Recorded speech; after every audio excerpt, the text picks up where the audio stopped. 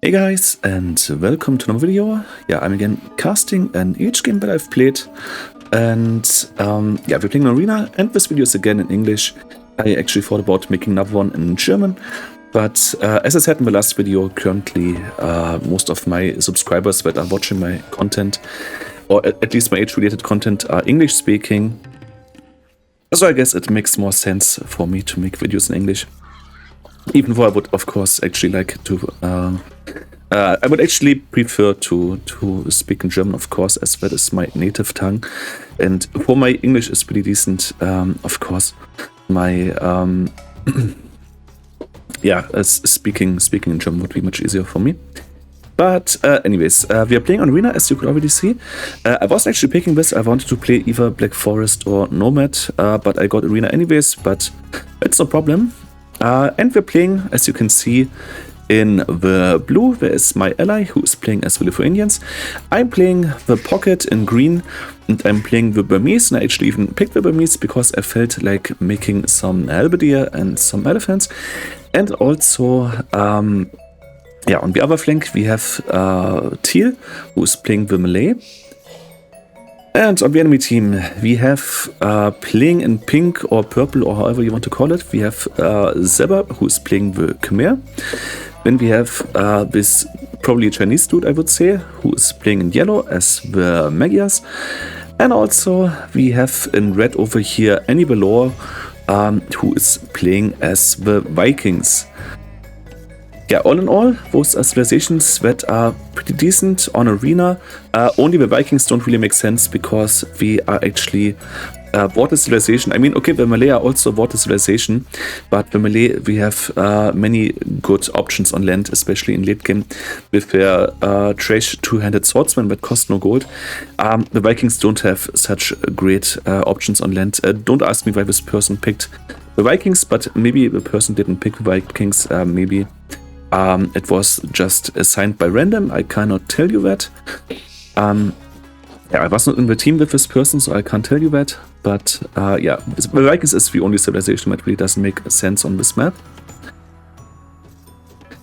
Yeah, Megas is actually also not the greatest arena civilization, because on Arena you have a lot of castle dropping and fast imping and so on, and the Megas, they don't really have any eco bonuses. The Burmese, for instance, they get the wood upgrades for free, which saves a lot of resources and also gives you the upgrades faster. So all of these civilizations actually have really decent eco. The Lithuanians have really good eco. They get plus 100 food, for instance, for each town center. Malay, we advance faster to ages. Khmer, we don't have to build houses to move up, and also their farms are more effective. So actually, all these civs have pretty decent eco, especially the Vikings. The Vikings have very good eco with their free handcart and wheelbarrow. Yeah, only the Magyars, we don't really have an eco bonus, which is usually problematic on Arena. But of course, in a late game, when the game goes late, we have their Magyar Hassa, which is yeah, pretty much the strongest trash unit in the whole game. So as long as we can spam Magyar Hassa, we are always strong, I guess. But only, of course, if the game goes relatively long.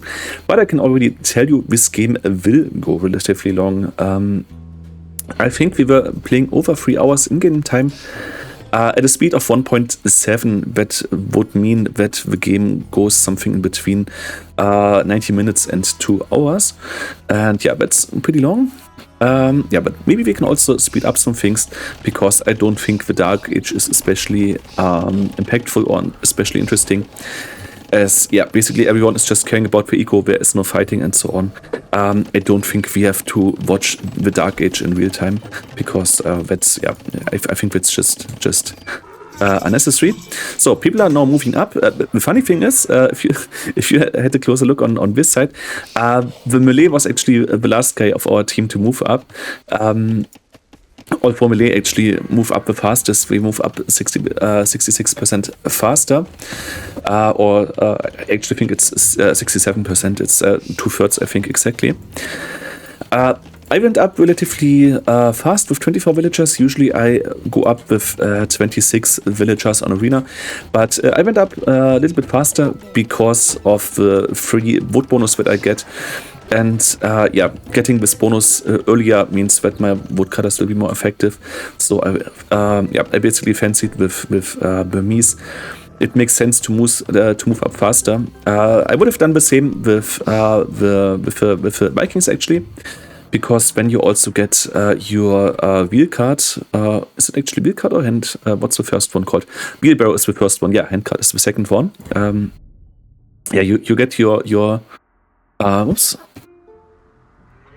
You get your wheelbarrow then, and with Vikings I also would have moved up with like 22, 23 villagers, something like that. Okay, the Lithuanian is farming around his mill, which is interesting, especially as he still has berries over there.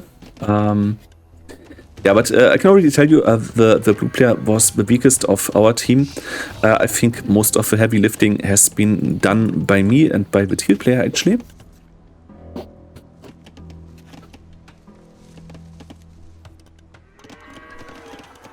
So, these walls of course make no sense. It's crazy to me that the developers didn't remove this from the game yet. I mean, I sometimes have also walls like that are immediately touching a woodline. I mean, what are these walls doing? These walls, we at least have a sense. Like if there's a castle drop and units are raiding your base, you still have like a protected woodline because of stone walls. So these walls over here, they make sense, but this down here just doesn't make any sense. I don't really know why the developers can't hardcode into the game that whenever a wall is physically touching a woodline, that this wall is either deleted or is moved by 1 or 2 tiles to the side, or yeah, I don't know, maybe there are no trees or whatever, I don't know, but having walls directly to a woodline doesn't make any sense. I mean, it makes sense to me that this was included in the original game. I mean, Age of Empires, the first Age of Empires came in 1997, and Age of Empires 2, that we are playing right now, came out in 1999. So it was over 25 years ago.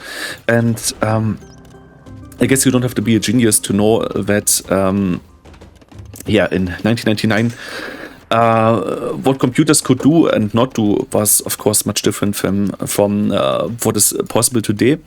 So you don't have to be a genius to know this. Yeah, in 1999 it's okay, I guess, but still having something like that in the game in 2024 seems a little bit crazy to me. Doesn't. Yeah, I'm not an informatics or computer science expert, but I know some computer science, and I'm pretty sure it would be relatively easy to actually remove stuff like this from the game, like gates immediately touching or directly touching the woodline. I think it's probably not too hard actually to remove this from the game, but yeah, then again, I guess the game is still also struggling with pathing after 25 years of development, although people are complaining basically all the time about the pathing. Yeah, what should I say about this?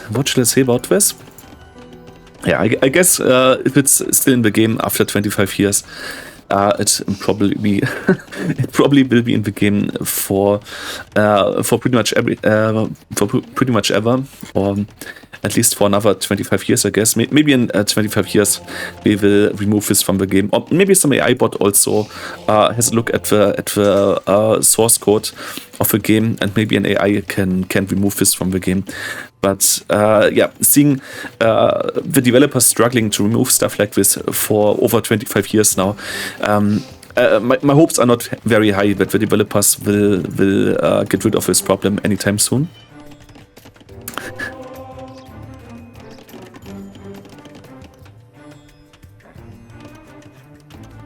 Yeah, Mega Scout already has +1 attack, because we get all the attack upgrades in the blacksmith for free. It's actually already pretty strong to get the first one for free, because when you have an excellent scout rush, especially as also the Mega Scouts are discounted, it's actually already pretty strong to get the first one for free, but you also get the second one and the third one for free. That's actually almost a little bit overpowered in my opinion. But then again, the Bohemians also not only get the first gold and stone upgrade for free, but also the second one. Yeah, I guess that's also an overpowered thing. But if you have a look at the overall win rates of the civilizations, Bohemians are very strong with, I think, like 52-53%. but they are still beatable by many civilizations, and not every matchup is great for them. So I guess as long as the overall win rate is still close to 50%, it's probably not too overpowered. Okay.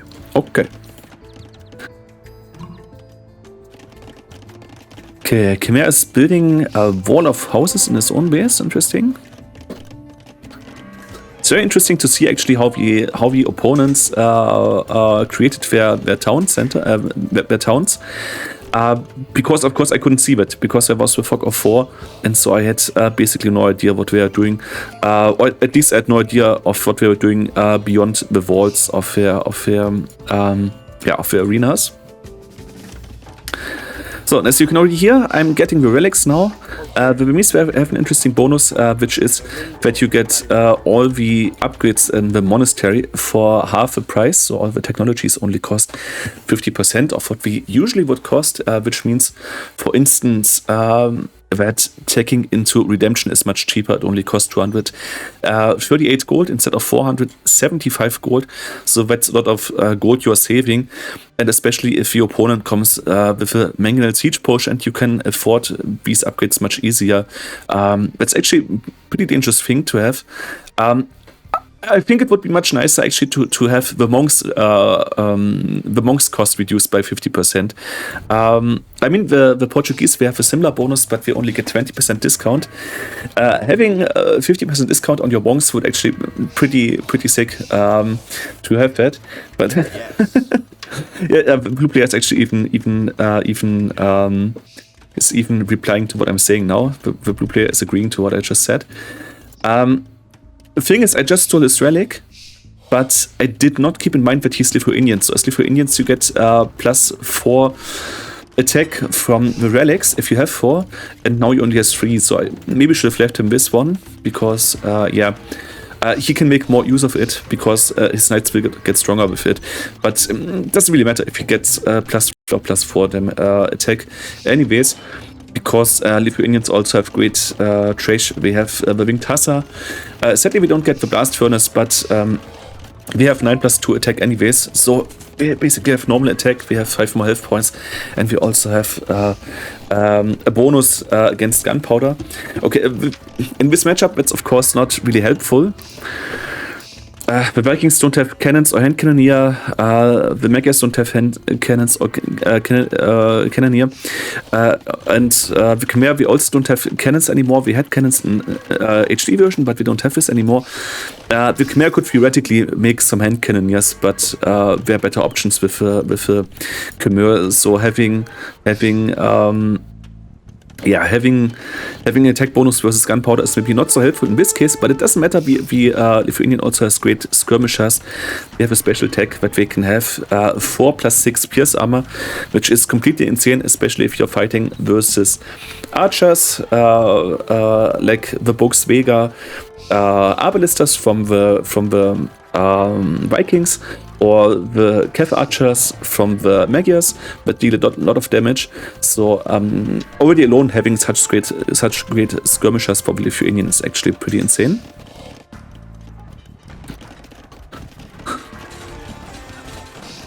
Okay, but the melee dude is coming along with a siege tower, and he tried to do some raiding with Karambits, but now he has a problem that his troops are basically now trapped in the arena of the opponent, and he can't get them out anymore.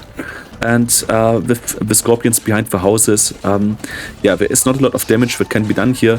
And my ally, the Teal player, also realized that at this point, and now he's trying to destroy the gate so that his units can escape again. Yeah, and also the Siege Tower is a pretty expensive unit. I can't tell you the exact price, but it's relatively expensive. Yeah, it's 200 wood for 160 gold, so it's almost as expensive as a trebuchet. And that's of course a lot of wasted resources now. I think if the Teal player had just gone on with booming, that would have been the better decision. Or maybe also if the Teal player had gone for a composition of pikes plus cannons. Although I must say, if you have a decent mass of Karambit warriors, you can also do a lot of damage, because we can swarm the infantry here, we can swarm the scorpions. The Karambits are not as bad as many people try to put them. Yeah, as you can see, the score is also flipping on the right side. That is mainly because, yeah, it's really close over here, as you can see. So the teams are really close to each other, and I can tell you this score will flip several more times in this game. So this will be a very crazy game and very close game for a long time. And as I told you, the game went on over 3 hours in game time, and on Arena it's rather rare, in my opinion, or at least in my experience, to have games that are much longer than 1 hour. Yeah, I'm not telling the blue player to stop trading, because if you trade, there's a problem, and that is that the gates are opening like that, and whenever a trade card is basically entering my base, it would be very easy for cavalry, for instance, to go through gate as well. And if you're playing versus Megas, for instance, he could send some of his cavalry archers in my base, and of course you don't want that, especially if your base isn't really protected yet. So I'm not amused about trading so early. I mean, of course, you have to think about long-term gold income, and on Black Forest, I wouldn't have any problem with him starting trade a little bit early, so that's perfectly okay with me. But yeah, at this stage in the game on Arena, you should never trade, because the trade just makes you more vulnerable. How is it called? Vulnerable, I think. It makes you more vulnerable. Because, yeah, as I said, the gates are opening, and this can be a little bit problematic. But then again, I have the castle already, and I have my TCs. So even if a couple of Cav archers went in, that wouldn't be too terrible. And also I have some monks over here. So, yeah, a couple of Cav archers wouldn't be a problem. But if the game goes on later, for instance, and yeah, the mecha is sending in a horde of paladins into my economy straight away, I'm not too sure if I would be happy about 30 paladins in my eco. So yeah, that's always one thing. If you're still learning the game on YouTube game, trading so early on Arena is actually a better idea. What you could have done instead, or what he could have done instead, is building walls. A wall from here to the woodline, and from this woodline to here, and then you can trade, because then the enemy can't raid the trade line or abuse the trade line. So that would have been a thing. And then I also should have made a market further away, like a market over here, for instance. So that would have been possible, but trading without having walls and also early trading on Arena is actually a better idea. Yeah. Yeah, as you can already see, my Halberdier, we have 6+5 attack. That comes from Civ bonus. In Feudal Age, Castle Age, and Imperial Age, infantry gets +1 attack, which makes my Halberdiers amongst the most deadliest Halberdiers in the game. Pretty much on par with Japanese Halberdier, Slavish Halberdier, and yeah, Druidian Halberdier. So now the last tech upgrade is getting in, and I will get fletching as well after that. And my plan is to actually go to the center of the map, make a castle there, and get some map control. Let's see if that will be successful. Yeah, but at this point it's actually already looking pretty good, because as you can see, I have 4 relics, my ally has 3 relics, and already alone having all the relics, and we all have civs with really great trash. Like I have top standard Halberdier, my Hussar are really good. Okay, my skirmishers are not great, but I already have great Halberdier and great Hussar. The melee can make great skirmishers, he can make great Halberdier, he can make trash, two-handed swordsman. Lithuanian has winged Hussar and awesome skirmishers. I mean, seeing that we already have great trash, but also the relics, is actually quite a thing, I think, in my opinion. Yeah, I'm now making my castle over here. Yeah, I don't know, maybe I should have destroyed this outpost before starting to build a castle. There it might have been more intelligent.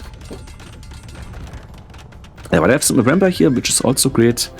Castle will go up. Now the Scorpions are coming in. We had 40%, 40%. But I was already clever. I got block print, as it only cost me 100 gold instead of 200. And with my monks over here, I can now convert the scorpions because I also got redemption in. And I should get 2 conversions, I think. Yeah, at least I got 1 conversion right away. And yeah, because of my monks, the castle goes up. Without the monks, I would not have been able to do this. Castle goes up, and now my plan is, of course, to make cannons. But the enemy already have the first trebuchet over there. Yeah, over here there's a push with siege ram and pikemen. It's actually a decent thing you can do with Vikings on this map. I think if Vikings actually had Helvetia, this would be really, really strong. Because the Vikings also get plus 20 HP on their infantry. So the pikemen have 66 health points instead of 55. And we now would have Helvetia with 72 health points and also more attack versus cavalry. So if we had, if the Vikings had, if the Vikings had Helvetia, this would actually be really sick to play it on arena. But as the Vikings only have pikemen, yeah, as I said, I don't think Vikings are really a good civ for this map. Okay, Mega is sitting on, is going on his cavalry archers and is making Mega Hussar, of course, which are probably the best 2 options the Mega also has on this map. Yeah, but I'm again killing the trebuchets with my Helvetia, as you can see. And now I can't see what's been pinged because Steam is showing me people playing. This is annoying. So, okay, now I can see again. Yeah, and as you can see, I'm making cannons, trying to kill the trebuchets, and it kind of works, but I'm losing this castle, of course, as you can see. There is no much denying to that. Yeah, castle goes down, and now I have to evacuate to not lose too many units here. Yeah, the teal player is pushing nicely over here, but I think it would have been better if the teal player would have helped me in the middle, because if the teal player had helped me, the castle wouldn't have gone down, and it would have been relatively easy to take out this town center and this castle over here. So I think sometimes instead of fighting on 3 sides, it's better to focus resources or to focus army on in one spot. I think if the teal player had come to help me, that might have been better. Yeah, but the teal player is very determined here to actually take out the Khmer player out of the game. And he's swimming in melee elephant, which is not too bad, because the melee elephant, they are not really strong. Actually, by their stats, they are the worst elephants in the game, because they lack 2 armor upgrades, and these elephants even don't have the last attack upgrade. But the thing is, we have a strong discount, and if you let them fight with a discount versus other units in melee, they're actually really good. The only real downside of a melee elephant is that they can be countered by normal archers, and we are the only elephants like that, because all other elephants can not be easily countered by archers. They are really resilient, especially the Burmese elephants that can have up to 9 pierce armor with full upgrades. Sorry, I had to clear my throat. Okay, now the melee is making light cav, which is an interesting choice. I think what would be better is making, I will say it again, I think the better composition would have been Helvetia plus Cannon, because Helvetia kills the cavalry, Cannon kills the scorpions, and then support by 200 swordsman maybe. I think this would have been the better composition by the melee. Just going infantry and siege. Yeah, but that's just my opinion there. So ping, ping, ping. The thing is, the teal player was pinging all the game. Literally all the game he was pinging. And in this case, it was clear what is happening here. But very often the player was just pinging to me, but not writing what the problem is or what he wants from me. And that made it a little bit difficult at some points to actually, to actually coordinate with this guy. Yeah, Teal is still making these light cavalry. Yeah, I think that's misplay, because 1 light cav cost 80 food, and he can make 200 swordsman with full upgrades for 65 food. So I think just sticking to two-handed swordsman would actually be the better play. But yeah, then again, it's just my opinion there. Yeah, but as you can see, I'm going in with my Burmese halberdier, and now we're having a 6+7 attack, which is pretty sick, because we basically deal damage like a champion without any attack upgrades from the blacksmith, or like a two-handed swordsman who is missing the second and the third upgrade from the blacksmith.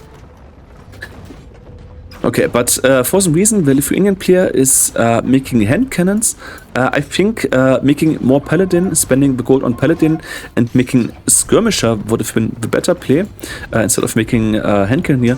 But anyways, hand cannoneer always a very strong unit, so I guess it's okay if he makes some hand cannoneer as well. The thing is, I have later on seen some hand cannoneers in the game, but I didn't even know that he was making hand cannoneers at this point in the game. How many are these actually? It looks like 20, 25, something like that. How many is that? Whoops. How many is that? 28 even, okay. So 25 was closer. Yeah, these guys, they were asking me for food and wood all the time. I was actually sending to both of them. I think we have to look at the statistics after the game, because I was sending so much resources to both of them. I probably sent like 50,000, 60,000, maybe even 70,000 resources in the whole game. So that was actually pretty insane. Yeah, as you can see, the score is again flipping. So at least score-wise, it's very, very close again in this game. And I know score can be a big deceiver, but yeah, score is interesting here.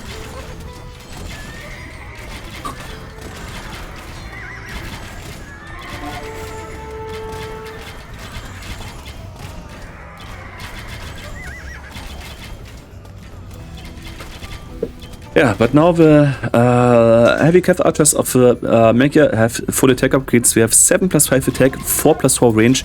Only thing we are probably lacking is Parthian tactics, or we are lacking the last attack upgrade. I don't know that, but we can have a look what he's actually missing. Okay, he's missing the last blacksmith upgrade, and he already has Parthian tactics, but he doesn't have thumbring. Okay, that's very interesting, but probably that is not even by choice. That's probably because the yellow player spent his attention somewhere else, or their attention. I don't even know if the yellow guy was a guy. Maybe it was a girl. So I have to say their attention, not his attention. But then again, 90%, 95% of the players here are male. So yeah, I guess if I assume that the yellow person was a man, that's probably kind of okay, because yeah, most people here are male. Just let's just say it as it is. It's the same if you're playing chess, for instance. Most people playing chess are male. There are some women playing chess. There are also some grandmasters. I think it's only like 2 or 3 women who are grandmasters at the moment. But there is some women playing chess. But yeah, then again, 90% of the people who are really playing chess or playing who are playing chess in a club or something like that, 90% of that is male. And I can tell you this with certainty, because I have been playing in a chess club when I was yeah, when I was at school. So I think I was playing in a chess club when I started with like 12 years, and then I quit with 15 or 16. But I was playing chess in a chess club for a couple of years, and I even went to tournaments, which is also yeah, which was also not too bad. I even think I wasn't too bad after all. I think my elo was like 1296, 1300 when I peaked. But I must tell you, back then, getting to 1300 elo in chess was much easier than getting to 1300 elo in Age of Empires. Because in this game there is a lot to learn to actually get to such a high. I would have committed here with the skirmishers, and I would have tried to kill as many cav archers as possible, but it doesn't matter. Yeah, but the thing is, here in Age I had to learn all kinds of build orders, strategies, civ bonuses, whatnot. Like, it really took me years to get to 1300 elo, and in chess, yeah, I don't know, playing chess was actually easy. but I only like the long games. Like if everyone has like 1 hour and we can play a chess game, that's nice. But we had a thing in German, we called it Blitzschach. It would be translated word by word lightning chess. In Blitzschach, the thing is that you only get 5 minutes for the whole game, or each player gets 5 minutes for the whole game. And I always found this very stressful to make decisions in such a short time amount. So Blitz chess I didn't really like, but the long games I enjoyed, and I actually think it was pretty easy to get to 1300 ELO. As I said, playing 1300 ELO in Age of Empires is actually quite a challenge. Not too many people can do that. Yeah, but chess aside, chess is also interesting, but chess aside, the blue player is losing a space, which is of course very shitty. Still, my team is leading in score, as you can see, but as we all know, if you watch Hera's videos, as we all know, score can be very deceiving. But yeah, at least the blue player also has his super skirmishers with 4+6 pierce armor. Actually, versus archers like that, these skirmishers are even better than the Vietnamese skirmishers, the Imperial skirmishers. And I'm also pretty sure that the Viking player will very soon get their special technique, which is called the Bogsvegar. I can actually pronounce this because the Norwegian sounds are relatively close to how German sounds. And with Bogsvegar, we will have 6+5 attack instead of 6+4. But this is anyway no difference for the Lithuanian skirmishers, because we have 10 pierce armor, and so the archers only can do 1 damage anyways. Yeah, and as you can see, the melee elephants kind of get countered by the Arbalesters, but I also have my Burmese elephants in here, and as you can see, we have 3+6 pierce armor, and we also have +4 attack versus archers because of their special attack at the castle, which is called Manipo Cavalry. And yeah, my green elephants were completely shredding the archers, of course, but now there's also a Mega Hassa coming in, but I hope my elephants can do some damage here. I think we would have done some damage, but I think they were also just too slow. I think Hassa would have been the better choice in this situation, because the Hassa can close the gap in between the unit and the other unit easier and faster. Okay, the red player is now coming to the blue player space, seeing the relics and wants to steal the relics. And yeah, my halberdier are getting shredded over here, but the skirmishers are doing some nice work, which is good. Skirmishers are killing some cav archers over here. Yeah, and now we are still leading in score over here, but as you can see, the blue player lost most of his space now. So economically, it's that was, yeah, quite a hard strike actually. And also we didn't manage to kill the purple player space. I actually lost 9 cannons over here. I didn't show you this because my attention was on the other side. But I actually pushed in with 9 cannons, hoping that I can kill all the town centers so that the teal player can kill the economy. But yeah, this didn't really work out, and yeah, so I lost a lot of gold and cannons over here, and also a lot of other units that I put in here. So this was a little bit disastrous for me. I lost my cannons, by the way, to the Mega Hassas again. I really think the Mega Hassa are kind of overpowered in this game, because not only the stats are great, 105 HP, 10+4 attack, 6 pierce armor. We also have an attack bonus versus siege, and that can make things very hard, at least if you don't have trade and you have a steady gold income. I mean, I have 4 relics, but of course 4 relics is not replacing a trade of 20 or 30 trade cards. I think that goes without mention. Yeah, I'm not sure. I think we should take away the attack bonus versus siege from the Mega Hassa, or at least make it lower. Like I don't know how much it is, but I think it's like 5 or 6. Maybe lower it down to 2 or 3, something like that. Because even without the attack bonus versus siege, the Mega Hassa is in many scenarios anyways overpowered. So I think just lowering this a little bit would be decent, or would be a good idea to the balance of the game. Okay, I now have Elite Rambai with full upgrades over here, but these dudes are just chilling, and now we're killing some halberdier.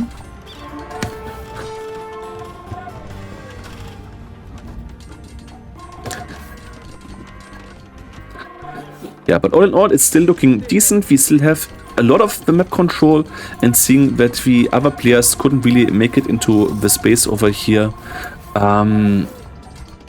Yeah, it's still actually looking pretty decent for us. The thing is, if the red player just made monks over here and put the monks to their own town, this would have been the better play. Because, yeah, these relics are still in the base, and my plan is, of course, to get them back as soon as possible. And as you can see, I'm already sending in the first halberdier in order to do so, and I'm also messing up some elephants, which is always nice. Like, as a photo prompt, you can say, as a rule of thumb, you can say, if you have elephants in the tech tree, it's usually worth making them if you have the resources to make them. Yeah, Mega Hussar again coming in, killing my cannons, and as you can see, they are completely shredding my cannons over here. Like, I think one attack has already taken 20 health points from the cannon. So, seeing that the cannon has 2 armor, the Mega Hussar does 40, has 14 attack, -2 is 12, the gap would be 8. That would mean that we have an attack bonus of +8 versus Siege, and I think that is definitely too much after all. +8 attack is too much. I think even +6 or +5 would be too much. But yeah, that's just my thoughts on the game's balance. Yeah, and as you can see, not only the blue space looks pretty shitty, but also this space looks pretty shitty over here now. But the purple player is basically doing the same thing that the blue player also did, which is expanding to another area, and now the purple player is farming over here. The funny thing is, for some reason, we made a mill. I don't really know why, because the Khmer don't need a mill to drop off resources. Yeah, maybe we needed to develop the last farm upgrade, how is it called in English? Crop rotation. Maybe they still needed crop rotation, or they just made a mill because out of habit, and we are usually not playing the Khmer. I don't know, but actually it's completely unnecessary to have a mill with Khmer, because yeah, you don't need any mills to drop off your farms. It would have made more sense to actually put a house in there, because the Khmer also have another bonus, and that is that villagers can be garrisoned in houses. But I think it's only villagers. I think it's no other unit. I think it's only villagers is explicitly. Yeah, villagers can garrison in houses. It's only villagers. It's not infantry.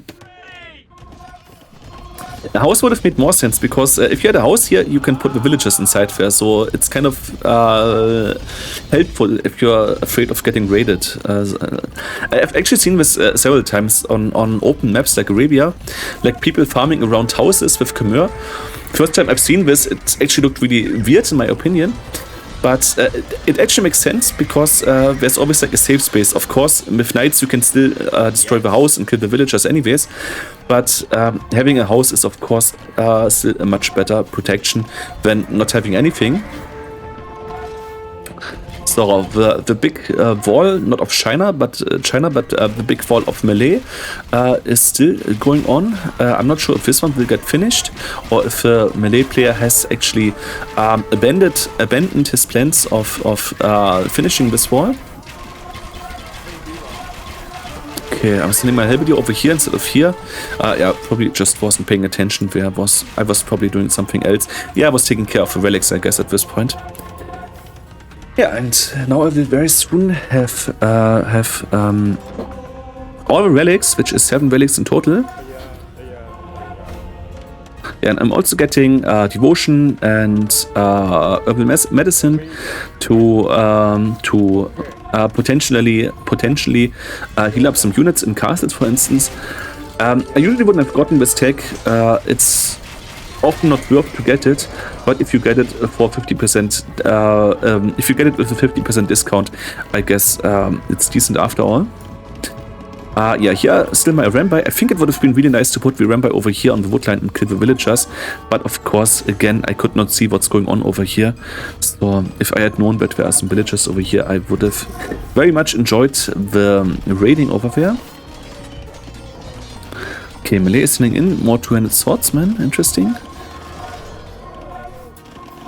Yeah, now we have a big problem, as you can see, which is that the other team is trading quite excessively. For me, gold income is of course no problem because I still have fist gold over here and I have 7 relics. So trade would be kind of unnecessary for me. But of course, especially my other 2 players need a lot of gold as well. But yeah, as I said, Malay have great trash, Lithuanians have great trash. So we all have civs where if you don't have a lot of gold, you can still manage to survive to a certain point. Yeah, and again, the Mega Hassa are coming in. Which is of course problematic for us. The thing is, all these castles are together over here. If we actually had managed to push in over here, so that we can at least take out 3 or 4 of these castles, it would have been much easier, because the Mega Hassa, as I said, they are really strong. Still, the Mega could make normal Hassa discounted, which is also strong, but yeah, the Mega Hassa is of course a very overpowered unit, and it would have made the game much easier for us if we could have taken out some of these castles, or maybe all of these castles, because yeah, the Mega Hassas just did a lot of damage there. Yeah, which is mainly because, as I already said, that the Mega Hassa is simply a very overpowered unit. I think we can pretty clearly say this. So, seeing that the red player makes a lot of Arbalesters, I finally settled in to make Onagers now. Yes, sadly I don't have a Siege Onager as Burmese. I think if the Burmese actually had Siege Onagers, they would be pretty much one of the best civilizations you could play on Michi and on Black Forest. I mean, they're playable anyways on Black Forest, but with Siege Onagers they would be really sick after all. Yeah, sadly I don't have it in my tech tree, but I think Burmese, Malay, Lithuanians, Magyars, Vikings, no. Actually, on this map there is not one civ that has Siege Onagers anyways. So, but now the much praised Winged Hassas are coming in. The much praised and even besung by Sabaton. The besung and beheld Winged Hassas are on the field. Yeah, and for some reason, Blue is not coming back to his old base, which does not make a lot of sense to me, because he actually just needs to make a new gate and then he can use all the space for farming. But for some reason, the blue player just stays in the middle of the map. And don't ask me why. If I had been the blue player, I think I would have relocated to my old base. But yeah, for some reason he doesn't do that. And for some reason I also don't make any new lumber camps, which makes my wood cutting pretty ineffective at this point. But I'm pretty sure that I will soon make some new lumber camps.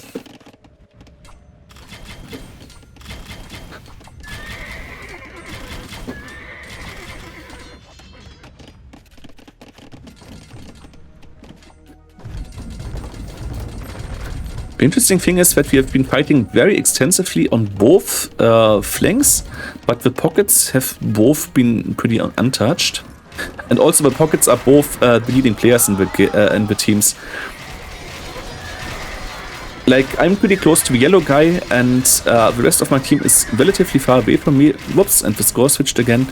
And the same is on the other team, on the yellow team, or the yellow guy's team. There also yellow is much better than the other players. How do I actually call this? Is it the yellow's team because he's a better player, or should I say the warm colors and the cool colors? Like teal and blue are cool colors, and orange, yellow, red, purple are the warm colors. How do we say this? It's team warm versus team cool. Would actually make sense to put it like that.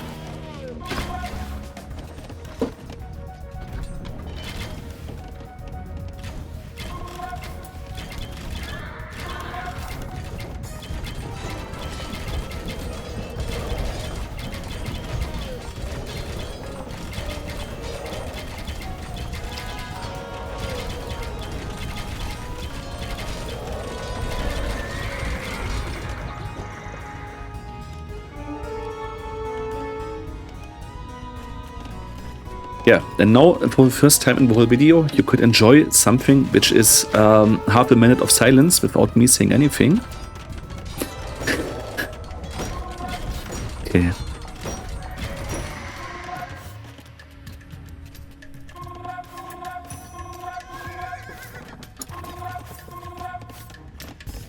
many trade cards is that? 6, 8, 11.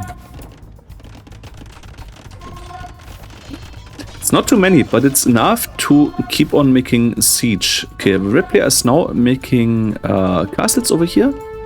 I think I actually knew about this. Yeah, I actually knew about this because I was in a space before that. And yeah, I will try to push in here. I don't know, maybe I should have concentrated on the tilt side. Just concentrate on tilt side and do that.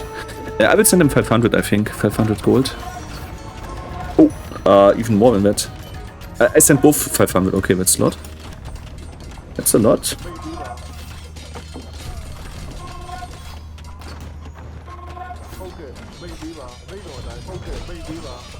Yeah, again, I just think the tilt player should have made cannons and pike.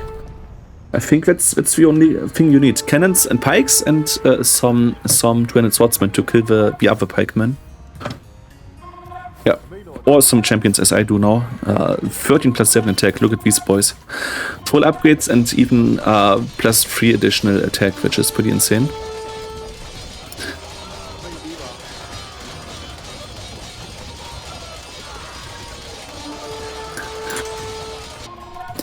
The thing is, with Magias and Melee, we actually have two of the very best Trash civilizations on this map.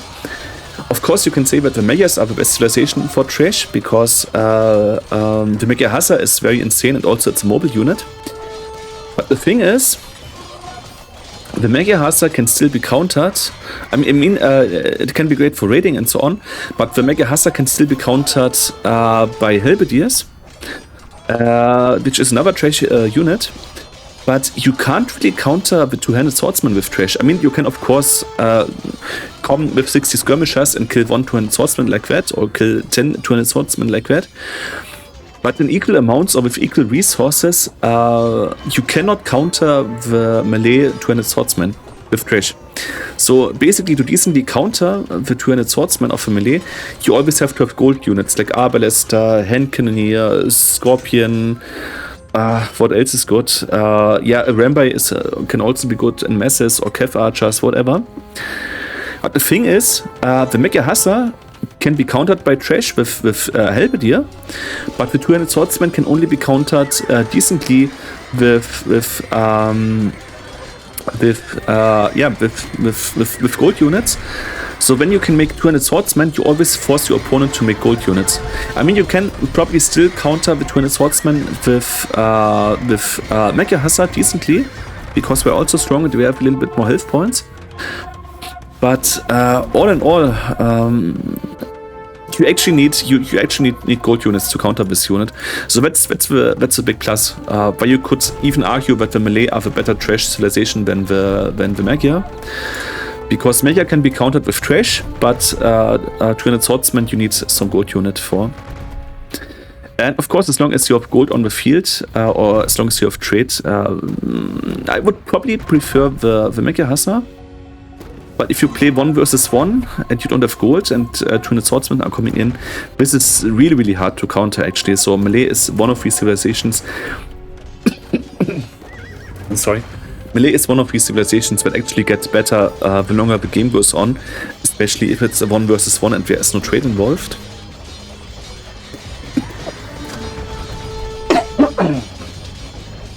But as I said, the Megas are also really great with her Trash. But even Burmese Trash is great, Lithuanian Trash is great, Khmer Trash is very decent. Yeah, only the Vikings are not so good. As you can see, the light cavalry doesn't have the last armor and is lacking bloodlines, and also we don't have husbandry. So Viking light cav is pretty bad. The pikemen are not very helpful in Imperial Age.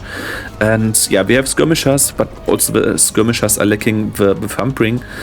So I think Vikings are probably the only civilization here on this game, in this game, that don't have particularly good Trash. As I said before, if we had Halberdier and the tech tree, I think, yeah, with Halberdier and Siege Ram, they could be really decent. But all in all, everything considered, as I already told you guys, yeah, Vikings are not exactly the best choice for this map.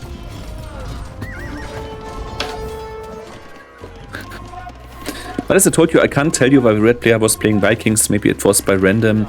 Maybe this person just loves the Vikings and always plays the Vikings. I don't know. Or maybe the player didn't think that the game would go very long and just picked the Vikings because they have a really good economy. But at this point, I mean, Vikings get free wheel card and tent. We get free wheelbarrow and hand card. But the thing is, after 1.5 hours in the game, yeah, I think everyone should be having wheelbarrow and hand card. So at this point in the game, if the game was really late, Viking late game is of course, yeah, not very great. We can still make Siege Ram, and I think if I had been the Viking player, I would have made a Siege Ram and Pikeman plus Skirmisher, and then just try to make one big attack with one wave with 10 Siege Rams. I think I would have done that as the Viking player, but overall, yeah, the Viking player just doesn't have too many good options. But we have the Mega player, and the Mega player has really great options in late game, so I think that kind of balances out. I think in total I would still prefer visualizations of our team. Like Burmese, Malay, Lithuanians should have better late game than Magyar, Vikings and Khmer combined. But then again, factoring everything into account, or taking everything into account, factoring everything in, I still think it's kind of fair, this matchup. I think it's in our favor, but I think it's still pretty fair actually. But as long as you can spam lots of Mega Hassa, I think, yeah, I think if you have Mega Hassa, yeah, you have more than just a decent chance, especially as they will just mow down the hand cannons now. And the blue player will again lose a lot of gold with this, lose a lot of gold and his whole skirmisher mass. Yeah, so this is again very painful. I think probably like half of the kills of the whole enemy team was only due to Mega Hassa, because this unit alone has cost us many headaches here. I think if one of us, I think if the red player had played at the Megas as well, and we would have spammed in even more Mega Hassa, I think versus 2 times Megas it would have been very hard to impossible to actually win this game, or at least so in late game. Yeah, and I'm now losing my Onager again. Yeah, thanks for that.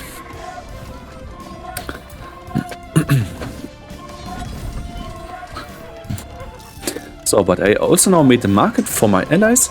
I don't really make trades because I prefer spamming trash units, and I already have my relics, so I didn't really depend on having too much gold.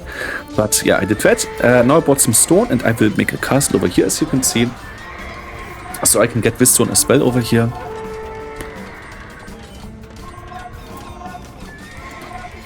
So, now our list also have Bogs Vegar, as you can see. We have 6+5 attack. And the Viking is also making some Scorpions, which isn't the worst choice against all the Halberdiers that I'm sending in. And especially, it's not a bad choice because we have +2 range, which is because of the team bonus of the Khmer, that Scorpions have more range.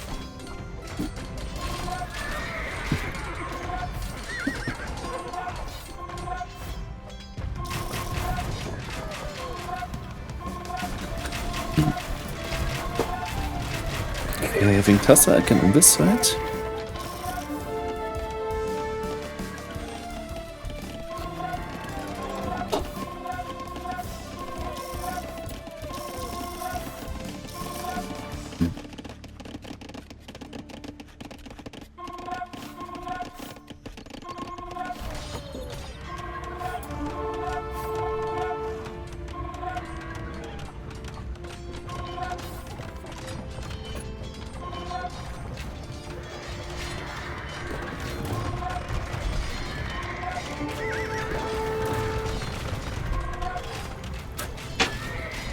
So that's me trying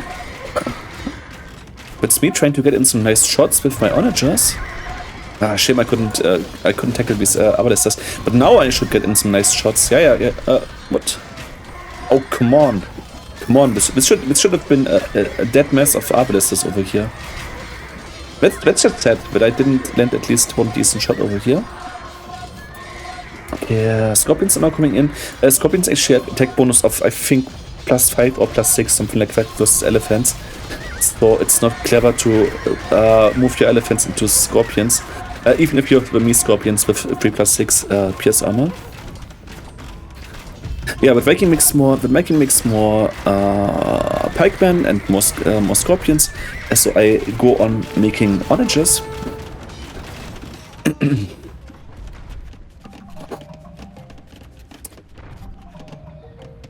By the way, if you're wondering what the elo of the players is, I cannot tell you every elo exactly, but the blue player was around 1050. Teal player was around 1100. I'm at 1230 1 versus 1 at the moment. The Khmer guy was at 1050, I think. The yellow player was a little bit better than that. I think he was like 1150, and the red player was also again at around 1100, something like that. So yeah, it's definitely the better half of people playing here. Let's put it like that. So I sent in my hussars. We also got some scorpions, which is good. Yeah, we're getting this scorpion. Oops. Okay, these two were lucky. They survived. These two were lucky to survive. It always looks so strange, actually, if you see the siege, like the scorpion or the onager, and it's moving in, but there's not a person behind it. It looks always really weird. I mean, if you have siege cannons, it makes sense. Like the siege cannons, there's a person. And with the Rams, there's also with the Ram, it also makes sense because with the Ram, the person is inside the Ram basically. But if you have like scorpions or if you have onagers, they are just moving by themselves, which always looks really weird. I mean, it would work in today's time because we could make like drones, for instance, like in Ukraine by using lots of drones.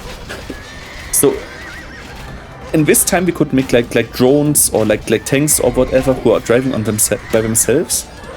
But of course in medieval times an onager driving like that on its own doesn't really make sense. But yeah, that doesn't matter. It's just one thing that I always think about. Yeah, and as you can see, the score has flipped again on this side. It's still really close. We are both at around 28,500. So I would say at this point in the game, it's very much still winnable for both sides. Yeah, Cav Archers are again in, doing some damage. Hellbody are just standing by. Oh, and this is all very open, and there's no walls over here. It's actually a shame we didn't have a Cavalry Archer civilization, because this would have been very easy to raid with some Cavalry Archers. And also this eco over here in general would have been very easy to raid. It would have been very easy to kill these villagers. Yeah.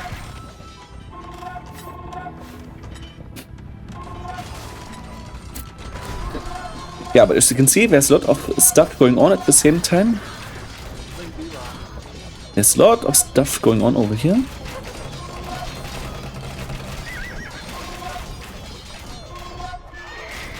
It's actually funny when the pikemen fight my halberdier, because we only have 8 attack, so they do 5 damage, and I have 13 attack, so I do 10 damage. So my halberdier are completely shredding the Viking pikemen. So let's kill the siege ram.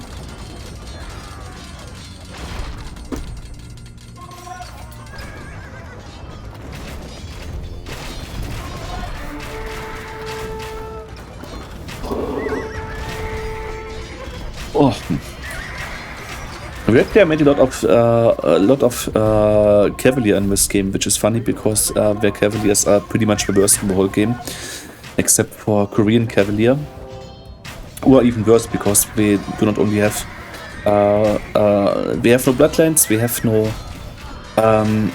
don't have the last armor upgrade, but also they don't have the last attack upgrade. So they are pretty bad actually. They don't have blast furnace, we don't have plate barding armor, and we don't have bloodlines, but we have husbandry. I think the Vikings don't have husbandry, if I'm right. Yeah, we don't have husbandry, but at least we have the last attack. So it's always the question: do you prefer movement speed or do you prefer having more attack on your unit? It's probably debatable if Korean or if Viking Cavalier are reversed in the game. But it must be those two, I guess. There's no other civilization coming to my mind that would be worse than those two. Like, I don't have Paladin, but I at least have full upgrades on my Cavalier. Same goes with Khmer, by the way. Yeah, Mega has Paladin even if they want to. Lithuanian also has Paladin. We don't have the Blast Furnace, but we can have another +4 attack because of their relic bonus.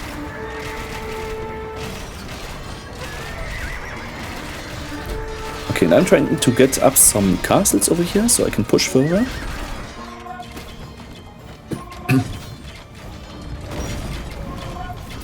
These games can get super messy. If you have like 6 players, 8 players on a map like that, there can be so many things happening at the same time, so many dynamics. I once talked to a girl from my school back in the day. And I told her that I like the game, and yeah, of course I've been playing very much like a noob back then, because I didn't have the internet and no build order and whatever. But I told her that I very much like this game, it's one of my favorite games. And she basically said to me, yeah, but isn't this game completely boring actually, if you look at it? Like, not much is happening, football is much more interesting, so many things happening at once. And I was like, what? Football is more interesting than that? Come on, like in football you have one ball that's been kicked around, and that's it basically. But here in this game you have so many units, so many counters, so many different strategies, so many civilizations. I never could really understand how people could think that football is more interesting than an Age of Empires game, especially if you're playing team games. Because in team games you have some really sick dynamics. Okay, the Viking dude's now going for light cav because of mobility. But I'm landing a huge shot over here. Landing a huge shot. Meanwhile, the Viking is also trying to kill my trebuchets with his pikeman, but he's losing his light cav, and I think all in all that trade was rather positive for me. So now I see the trebuchet, and I wanted to go in to kill the trebuchet, but there's more light cav coming, so unfortunately I'm not able to save my castle at this point. I probably should have put the castle more like here, more defensively. This castle is a bit of a sitting duck, of course, because of his stupid wall over here. I maybe should have killed the wall as well before, but as you have seen, I actually took down some of the wall with my trebuchets already, but I guess it just wasn't enough. Yeah, now Khmer and the Mega are both pushing here again. So it looks not so good on this side, rather good on this side, however. And the blue player is doing some damage in the middle of the map. It's actually really funny because when watching this replay, I actually see and I have to recognize or acknowledge that the blue player did a lot of damage in the middle of the map. But when I was playing, I didn't really see it. And I always had the feeling like it's a 2 versus 3 because I did not see the blue player do too much. But actually he did more damage, or he did more than I expected.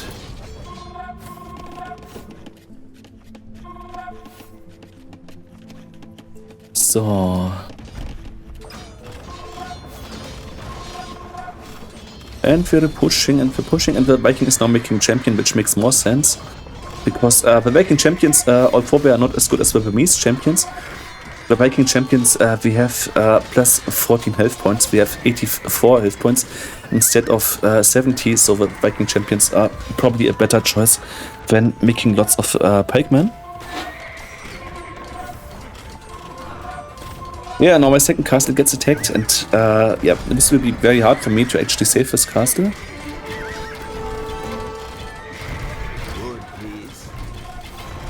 The tier player is asking me for what I will send him.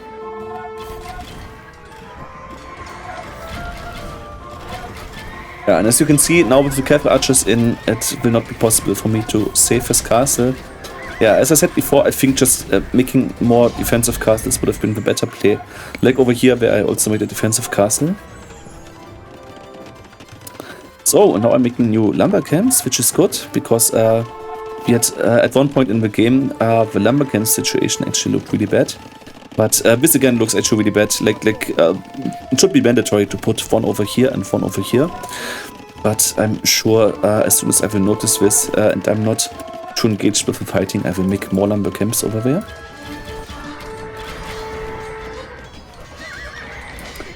So, Hussars are going in. We're taking out another trap, which is awesome.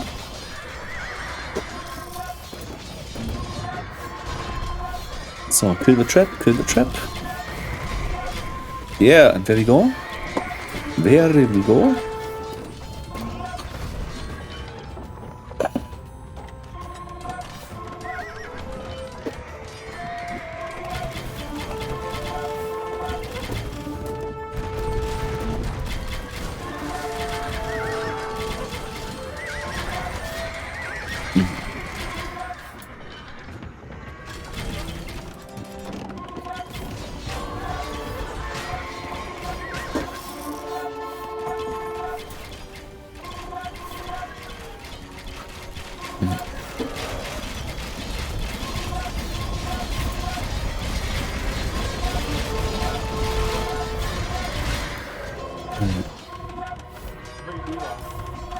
So, lots of Velvet standing over here, not doing anything. Yeah, at this point, I think the trade is quite a problem for us. I don't know how much trade we had at this point, but at least we had more trade than we had. Yeah, only the player had 5,000 trade, and we had a staggering 30,000, yeah, almost or close to 40,000 trade income at this point. But at least I also had some relic gold. I had 14,000 from the relics. Oops, return to replace, not play again. This would be terrible. Because this once happened to me and I had to restart the casting.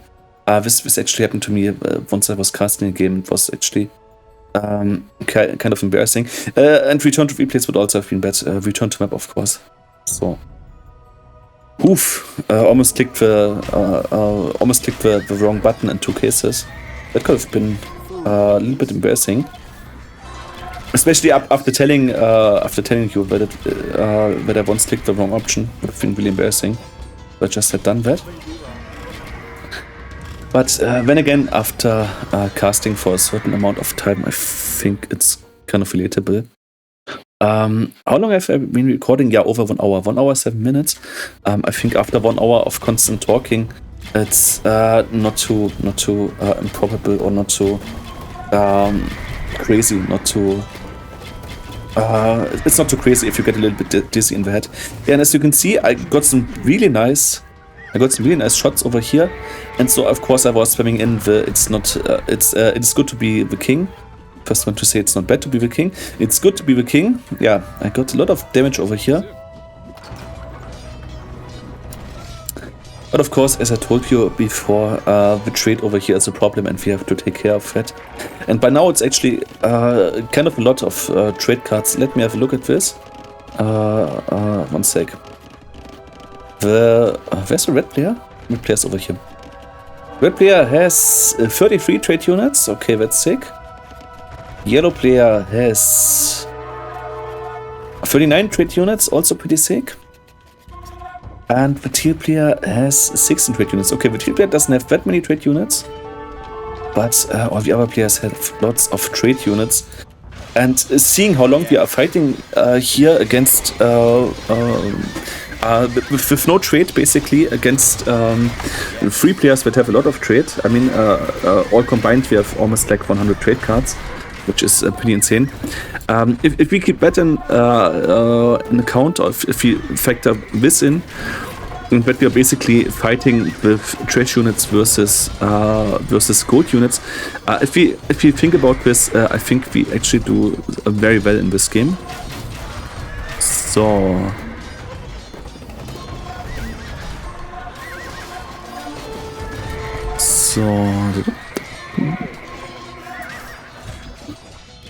Yeah, this game was so incredible, actually. Still, the blue player has not expanded over here. Don't ask me why I would have done this. Yeah, now I'm putting town centers over here. It's probably even better because of raiding potential. If the villagers are so far away from the next town center, it's probably a good idea to make a new town center. to actually save them. And apart from it, it also gives you more pop space in case you lose some houses, so that's also good. Yeah, we need to kill the trade. I would completely agree with what I said 2 hours ago.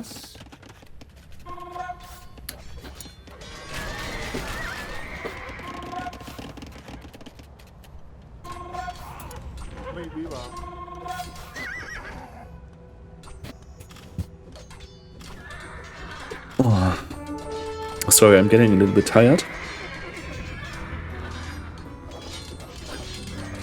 I think the rest I can, at least the rest of the game I can finish. I can speed up. Not at this point, but the last 15 minutes of the game I think I can speed up because the last 15 minutes there is not so much going on. I can only tell you this. Or in the last 15 minutes, it's kind of already sorted out who's winning this. So.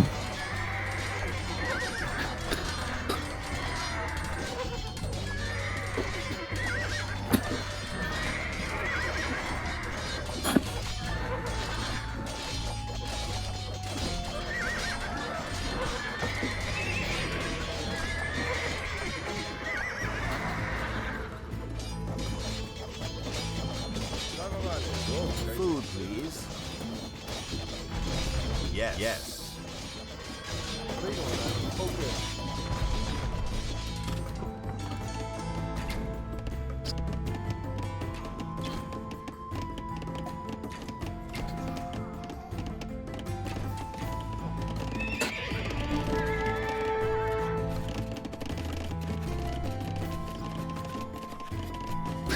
It's actually funny how open this is.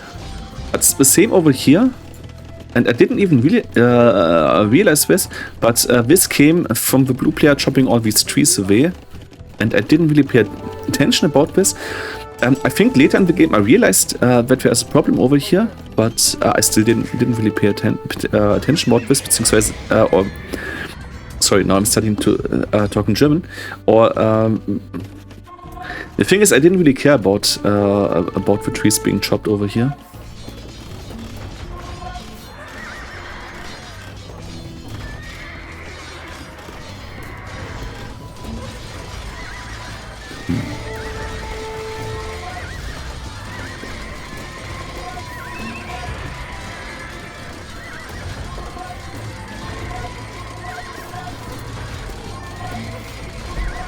Yes.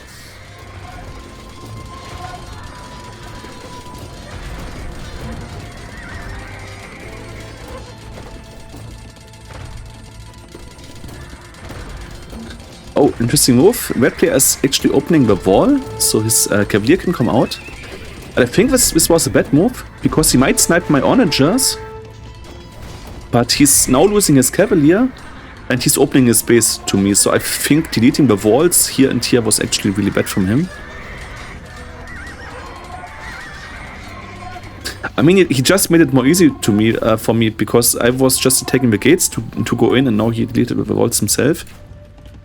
And I must say, okay, there's still a potential. If he only had opened one, there would be potential that he can trap my units inside of his town and then shoot me with arbalesters or something like that. So it doesn't have to be completely stupid, but then again, yeah, the way he played it with deleting the walls, I don't think this was a good play. As far as I can give my technical analysis to this, it's very funny how the yellow player still hasn't deleted the wall that I was talking about earlier in the game. Like I was complaining about this wall, and like the yellow player didn't delete it. Like he basically just wants to annoy me with this wall. It's kind of funny if you think about it.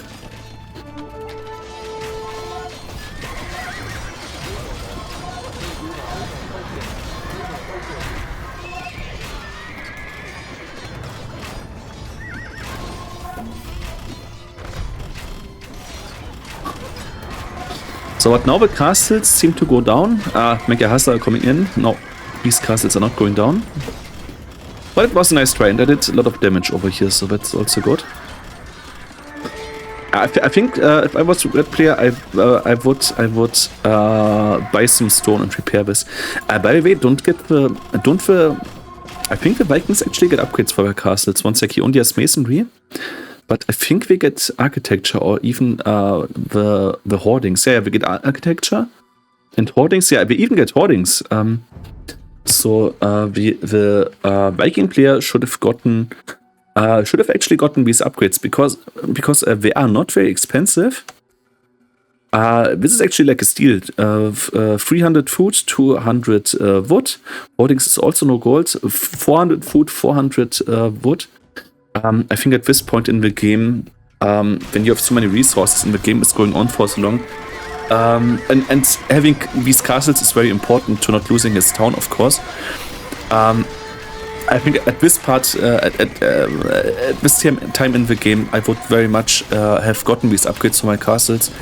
But yeah, for some reasons, the red player didn't get them.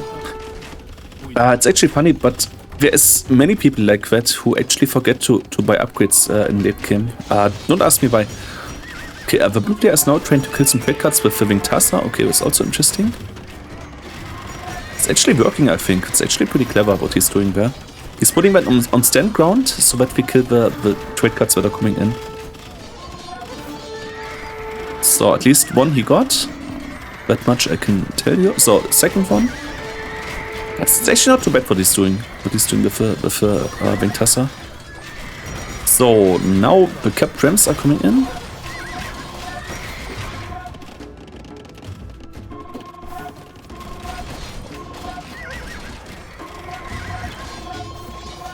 So much fighting going on. I really don't know how people can think that Age of Empires is not interesting. Like, I kind of get it if you like racing games or like Counter-Strike or whatever, and you say, ooh, it's more action and more real-time and whatnot. But I mean, it's not only a strategy game, it's a real-time strategy game, and there's so much going on at the same time. I never really understood how people could say it's boring. I mean, I can understand people saying real-time strategy is like not what we like to play, or it's not like their forte, or they prefer other kinds of games. I really get that. I really do get that. But how anyone can say that the game itself is boring? I mean, come on. It's I think we don't have to discuss it. Age of Empires is one of the best real-time strategy games that there is on the market. Ooh, this castle goes down. Aha. Okay, that's good for us. That's really good for us. But there is still 5 castles that can produce Mecha Hussar. I mean, you don't have to like real-time strategy, but if you like real-time strategy and you say Age of Empires is shit, you're kind of a weird person, at least to put it like that. And there still is so much wood. If you think about it, we're already playing over 2 hours in-game time, and there is still so much wood over here. Like, I probably only cut like 1/5 or so of the wood that is still over here on this side alone, and then there's even much more wood on this side. I don't know how long a game like that can go with 6 players and all at 200 pop and fighting all the time constantly. But seeing how much wood there is still, and considering that we also could make more units like monks that only cost gold and trade doesn't take trees and so on, I think if you really wanted to, you could probably play like 6-7 hours on an arena map. But in order for that to happen, you would of course also have to have 2 teams which are very, very close to each other, and you would have to have very balanced fights. And yeah, as I say that, the teal player is again agreeing with me. But I think the last time I said that it was the blue player actually agreeing with me. Yeah, more Hussars coming in.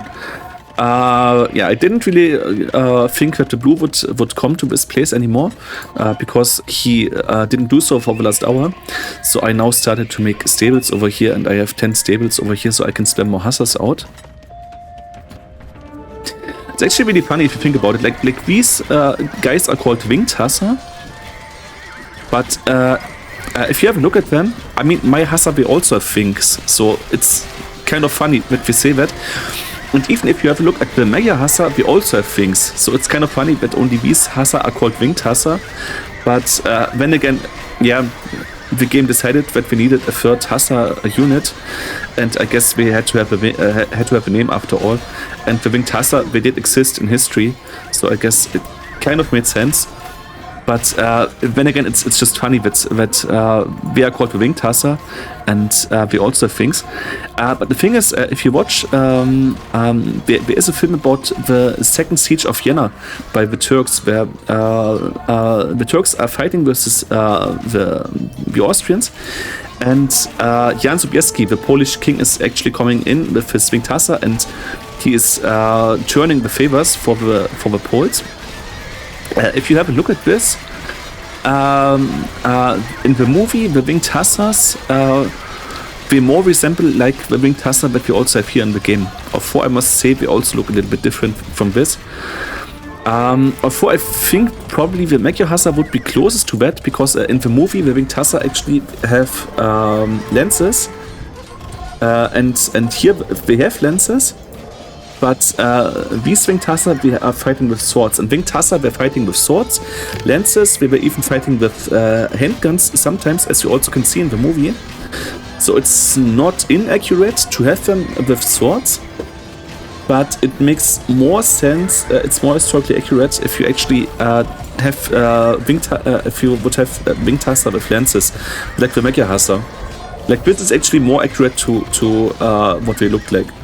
Like the normal standard go-to weapon of Winged Hussar would have been poles like this, you know, like pikes, lances that they are holding in their hands. And I think these Hussars, the original Hussars, are probably the least historically accurate, because also the feathers look a little bit weird.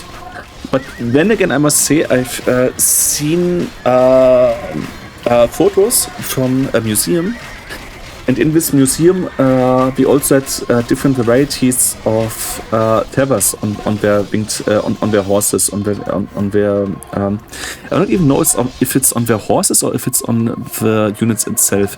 It looks like in the original it's on the horses, but that's historically inaccurate, I think. And here in the new unit, it's the feathers are attached to the armor of the soldier. This is actually how it looked in real life. Like this is how the real feathers looked of the Winged Hussar. But as I said, I've also seen several different variations of the feathers. So I'm not really an expert on history, but I can tell you all the little differences in the feathers and so on, and the regions, and how Hussars were different in different regions. So I can't do that. I can't tell you that, but I can tell you for sure that I've seen different versions of this. So yeah, I guess it kind of makes sense to have like several versions or several optical design versions of this unit in the game, because as far as I know, there were also several approaches to the design of the Hussars. But still, as I said, I think the most historically accurate is actually the Winged Hussar, and the most accurate weapon is actually the lances of the Magyar Hussar.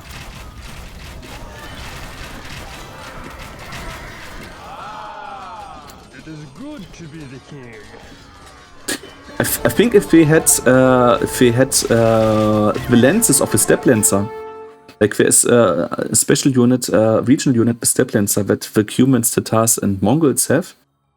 I think the Step Lancer weapon could also be relatively accurate, historically speaking. But please don't nail me on this. As I said, I'm not an history expert. I'm interested in history, and I'm going to museums and watching stuff online, especially. So I can talk about stuff, and I have an idea about things, but it's not like I'm really an expert in the meaning of what I can tell you about any small detail. Like I can give you I can give you like the right direction, or sometimes have kind of an idea how things were in the past, but it's not like I'm really like a history professor or something like that who would really know about this stuff really well. I mean, it's not even that I'm uneducated considering history. I mean, when I repeated my, how do I say this? In Germany we call it Abitur, in Switzerland it would be Matura. yeah, I could say now my high school degree, but that would actually be wrong because the American school system is much different from the German school system. But anyways, when I repeated my 11th and 12th class in order to go study to university, when I did this, I actually had a 1 in history, and 1 is like in English like an A, you know, like 1 is the best you can have. But the thing is, we were mainly talking about the Third Reich and politics and stuff like that. So we were not at all talking about the Middle Ages. I think the only thing we were really talking about the Middle Ages or mentioning about the Middle Ages was when we were talking about the Reformation. I think we had a talk where we were discussing something related to the Reformation because of Martin Luther. Not to be mistaken with Martin Luther King. That was a black dude in America. So the thing is, we just didn't talk about the Middle. We just didn't talk about the Middle Ages or medieval times. And I did have an A, but we only talked about like politics and stuff like that during the Third Reich. So I wouldn't even say that I'm uneducated in history. But there's so many things to know about history. It's just if you ask me details, I rarely can really answer them. I sometimes can like some things in history in England, for instance, Victorian London, especially, were interesting to me. I might give you some very explicit answers there. Yeah, I might, but. Yeah, usually I can't. As I said, I'm not that much of an expert. But the thing is, it's not like with mathematics, you know? Like at school you have mathematics, and of course, after school mathematics, there's still so much more to mathematics that you can learn. But in mathematics, it's very easy to have at least the feeling that you're competent and you can tell stuff. But history is just so complex, so many things to know, so many cultures, so many years where things have happened. I mean, especially if you ask me things of like the really ancient civilizations, like Phoenicians, Assyrians, Macedonians, and so on and so on. I really can't tell you much about them because we never really talked about them at school, and it's just not the kind of thing that you would usually discuss. Like in Germany, if you talk about history, it's almost guaranteed Third Reich. Like in Germany, if we talk about history, it's usually just blaming each other or ourselves for being the Uber-Nazis basically during Third Reich. And in Germany, if we talk about history, it's usually associated with guilt. Like we are the bad of the history. We have killed 6 million Jews and so on. And now, that is true, of course. I don't want to deny this to any degree. But in Germany, talking about history just sucks. Because if you talk about history, in countries like Britain, for instance, you will talk about colonialism. Yeah, okay, there's also a guilt narrative, of course, with that. But if you go, for instance, to America, and you're on history class, history is awesome because in American history you're always the greatest and always the winners, and you came in Second World War and you defeated the Nazis. So if you're in America, if you're living in America and you're talking about history is awesome because you were always on the good side of history, basically.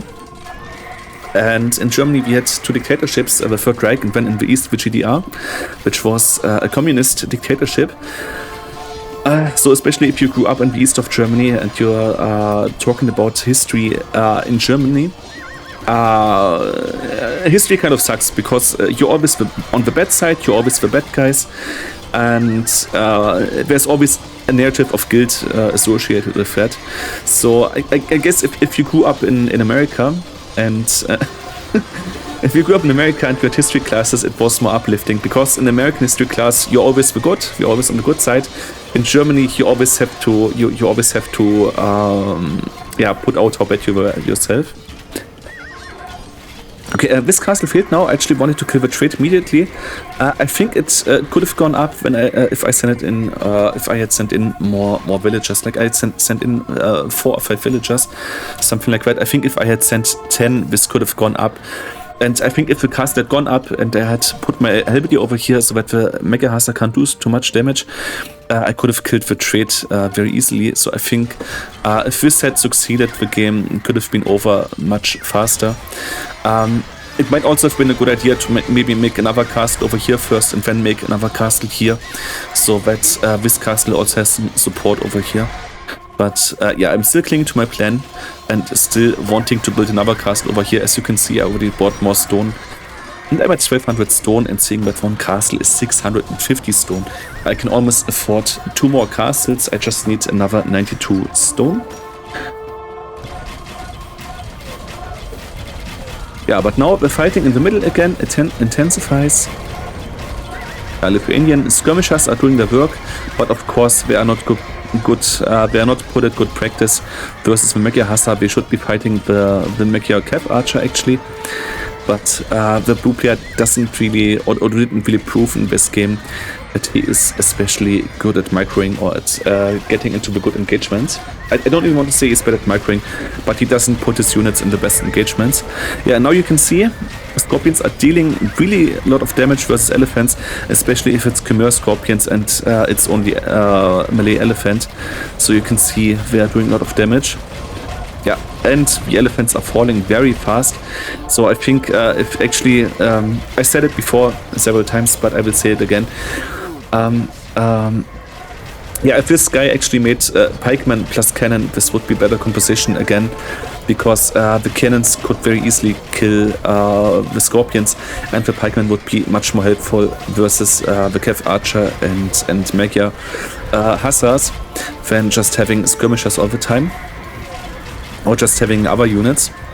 Yeah, these elephants are not really doing too much. But yeah, then again, they're buying time, and I guess just buying time at this point is already very helpful. Yeah, now I make a second supportive castle over here. Red player is also making another castle. But as you can see, it's slowly going into the late game phase, where we are almost over here. We're gaining more and more on map control. I mean, we're losing some map control in the center, but with all the castles over here, at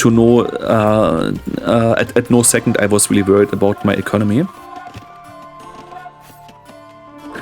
Yeah, speaking of economy, I already sent a lot of resources over here, and yeah, I'm spending again, spending, whatever. I will not have a look at this point how much resources I sent, but I will have a look once the game is over. As I told you before, I think I must have sent like 50,000, 60,000, 70,000 resources. So that's a lot. Yeah, now we are actually doing what we were supposed to do. We are making cannons.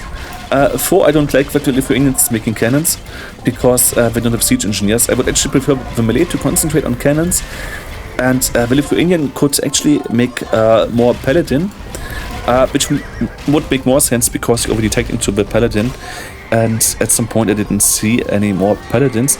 Or actually the Lithuanian could also do Cav Archer instead and raid the economy, because Lithuanian Cav Archers are also pretty decent. I think except for Parthian Tactics, I think we have all upgrades actually. Like, yeah, we're lacking Parthian Tactics, but we have Bloodlines, Husbandry. Yeah, if you have Cav Archers and only lacking Parthian Tactics or another small upgrade like Last Armor or so, it's usually actually reasonable to tag into Cavalry Archers, because they're a pretty decent unit. Actually, one of the better ones you can create. So this castle is going down, as you can see. Last stone is coming in, and boing. Oh no, it's surveying with 20, but no. Last stone is coming in. Boing. And castle is going down. Yeah, I still love these 3D effects when the houses or the buildings are going down. So, go. Now we are killing the Arbalester, and with the attack bonus, we can actually even halfway decently trade with Arbalesters. So, Hasa are coming in. having a 7+4 attack and another +4 versus archers. So we are fighting like we had 7+8 attack, which would equal 15. So in other words, we are fighting like we were cavalier. We have the same pierce armor, we have the same attack, we only have less health points. So next castle is going up, and as you can see now we are slowly pushing into the trade. And I think it's clear to say if we manage to kill the trade, the game is kind of over at this point.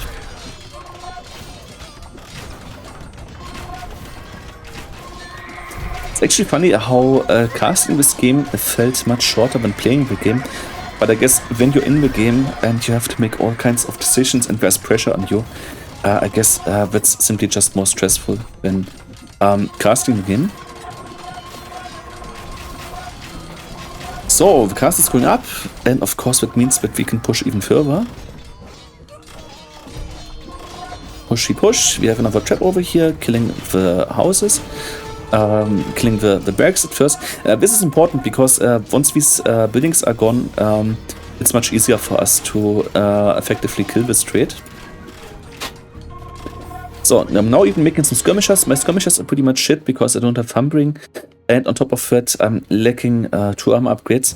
So my skirmishers are arguably amongst the worst in the game. Except maybe if we take civilizations like Franks into account, that also don't have last armor, but also don't have the last attack, and also the thumbring. I think Burmese skirmishers are still better objectively than Frank skirmishers, but apart from Frank skirmishers and maybe like Celt skirmishers, I think I pretty much already have the worst skirmishers in the game.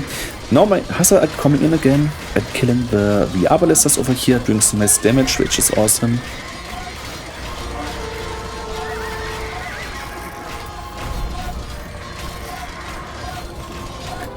Yeah, Helbegger are doing some damage versus the buildings and the champions. I think I should put them back to the castle and save my trap as well.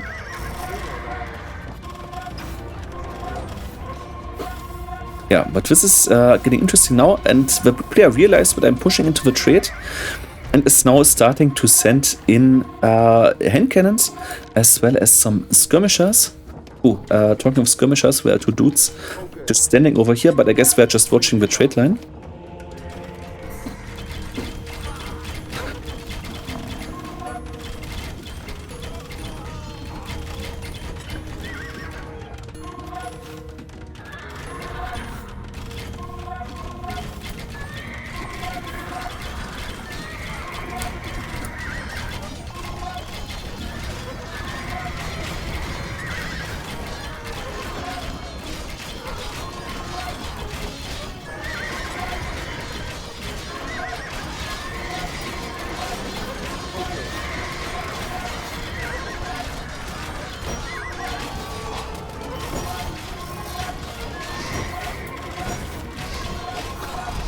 So, hand cannons are killing the champions. That's good, that's good.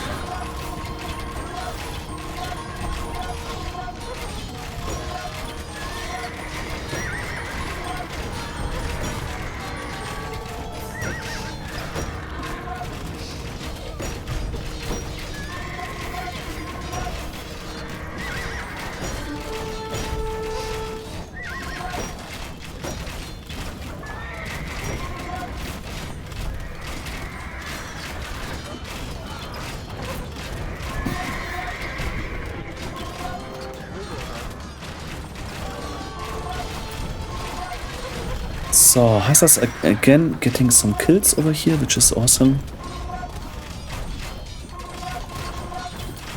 So, the Viking is making some siege rams, which is probably next to Scorpions, if you have a Khmer ally, next to Scorpions the best unit that they can make. Hussar are again finding some Arbalesters over here, awesome, awesome, awesome. And now we're killing the siege rams. Yeah, siege rams are just taking down my production buildings. I don't really care about that. As long as they're not attacking my castle, it's all good, I guess. Food, please. So... Yeah, and now the blue player is coming in with skirmishers and hand cannoneers, and as you can see, the trade line is exposed now, so this is the perfect moment for us to actually kill the trade.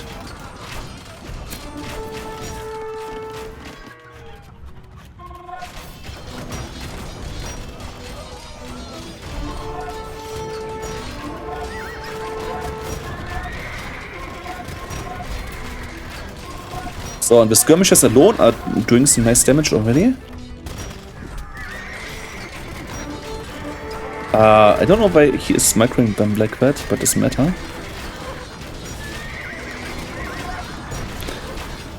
So, the skirmishers and the hand cannoneers are now killing the trade line.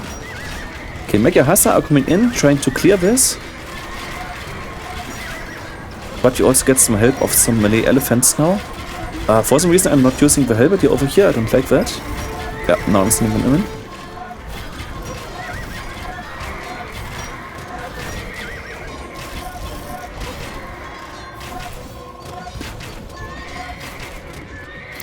So, what's the blue guy doing?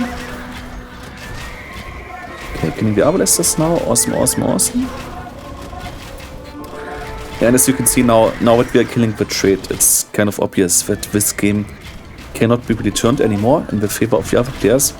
I mean, if Hera and the Viper overtook now and they went on playing for the red player and so on, I think players like Yo and Leary and the Viper and Hera, they could probably save the game still.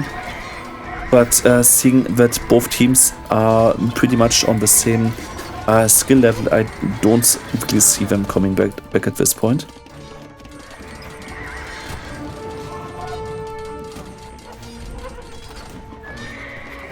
So, and we already claimed a lot of this trade. Now the last trade cuts are coming in. And as you can imagine, this will be terrific damage to the economy, because not only every trade card costs 100 wood and 50 gold, but also over time we will simply not have gold anymore. And without gold units, I don't see them coming back from this.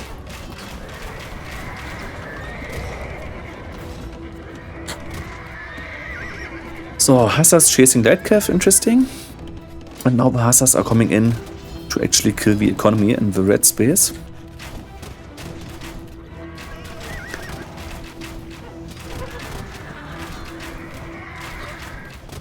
Yeah, I actually said I can speed up the video, but I think I will still leave it rolling a little bit longer. But I can speed up the video once the base has gone, because I think after that there's not too much happening anymore.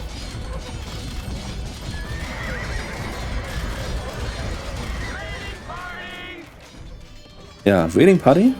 I think I even got a bit cocky and write it to the enemy as well. Yeah, a raiding party.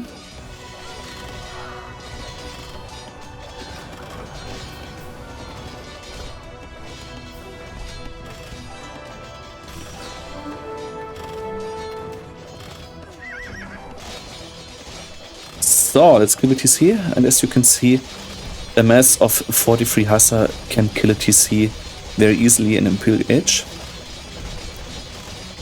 So, the villagers will very soon be put out of the TC.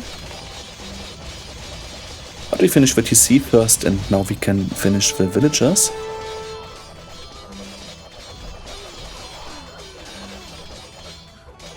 Yeah, and as you could see, that's how fast the economy can go. There's still more economy over here. I think I should have sent my winged, I should have sent my Hassas as well over here, because this is what feels like the last of the economy remaining for that guy. And so there's still a little bit over here, but yeah. Oh, this is terrible. Do you see this? This is 1, 2, 3, 4, 5, 6, 7, 8, 9, 10, 11, 12 range to wood line. That's terrible. That's like the distance what a siege cannon can shoot, or what. This is even more than what a castle can shoot. This is very ineffective now. I mean, everyone is carrying like 20 wood at this stage with full upgrades. Like everyone should be carrying 20 wood. But still, even if you have Imperial upgrades, this is very, very ineffective. This is really bad logistics. I mean, at least one lumber camp over here should be needed. But okay, then again, I'm not much better. These guys also would need a new lumber camp. So So I guess I can't really blame him too much, but this is already really bad, actually. If you're interested, Spirit of Law has made several tests about this.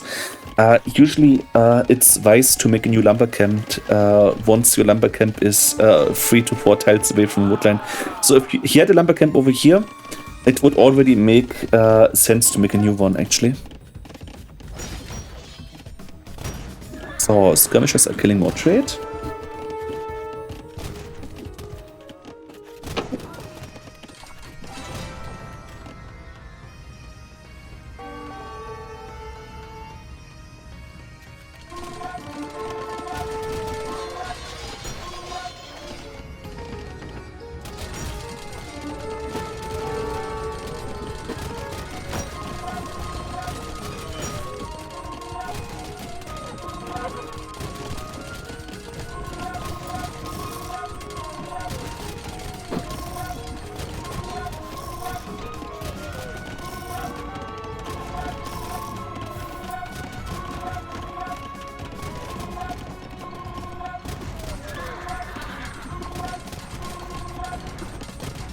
Oh, we Selby are shredding through the town center. It's just 28 Helvetia, but we are shredding the town center faster than the Hussars did. So, boing. Yeah, at this point it's of course over. I don't know why the other team is not giving us the GG. I mean, it's kind of obvious you can't recover from something like this. Ooh, there's another raiding potential over here. Just imagine I had some Hussars in here. This is like 20 people. This is like 20 people. It's 40 people I could easily kill with my Hussars over here. Great raiding potential, but of course I couldn't know that because of the Fog of War. Yes. Yes.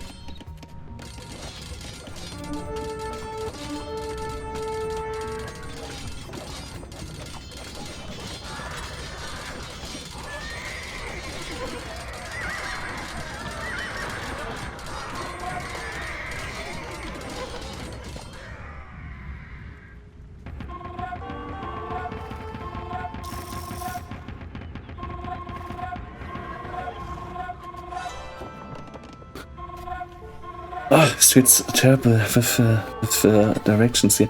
But guy should actually delete this stable and the barracks over here. Yes. Yes. Actually, seeing that there is a hole anyways, he could even delete the gate because the gate is just blocking the trade. Oh, I'm making new lumber camps. I'm so proud of myself. Okay. 3 melee light cavalry, even 4, and an elephant, and 2 winged hussar are standing here. 3 winged hussar are standing here. Okay, they are of course not contributing to the fight. But either we are deserters or we are now... we maybe didn't show too much skill in battle. So we didn't show too much potential as fighters. We are now observing our economy. Like especially this elephant, he's watching over my farmers. And these guys are probably just making sure that everyone is cutting the trees in the correct way as it is supposed to be. This is probably like quality assurance stuff, you know? Like these dudes, they are just here, standing here to make sure that everyone is doing the work correctly. So...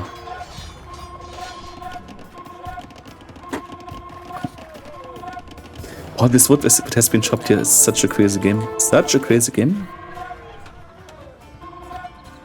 So, Chimera Hussar over here. It's actually funny, I didn't see one single Ballista Elephant in the game. I'm not even sure if one single Ballista Elephant has been created in the game. But I didn't see one. I didn't see one when I was playing, and I didn't see one when I was casting. So I assume that simply we didn't make any in the whole game, during the whole game.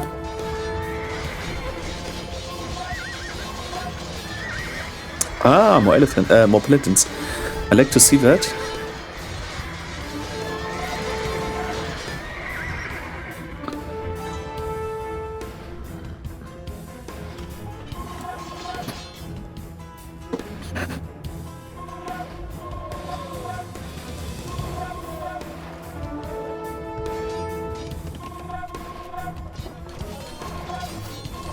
Oh, Pikeman versus Hassa, that's not good for me.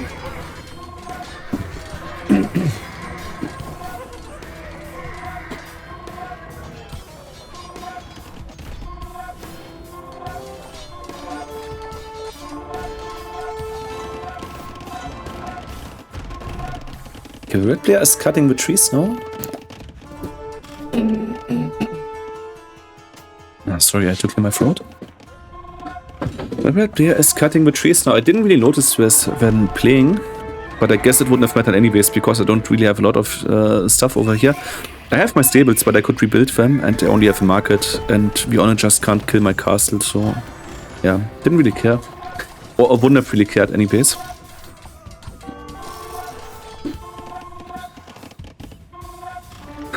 Yeah, but I think the GG will be called in a couple of minutes, 1 or 2 minutes. I was thinking about speeding this up, but seeing that it is only 2 more minutes, 2 or 3 more minutes, I think we can still watch the rest of this.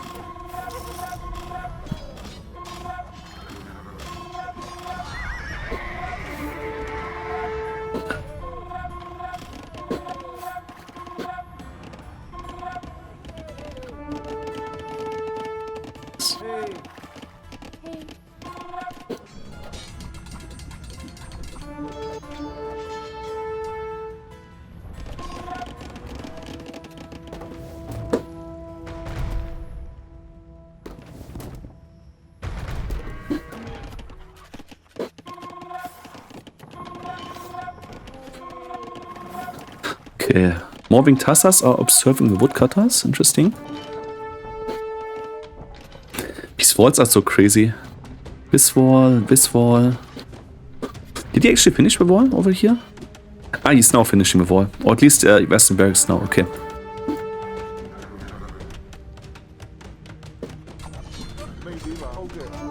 Okay, okay. Maybe war. Okay. Myanmar. Maybe war.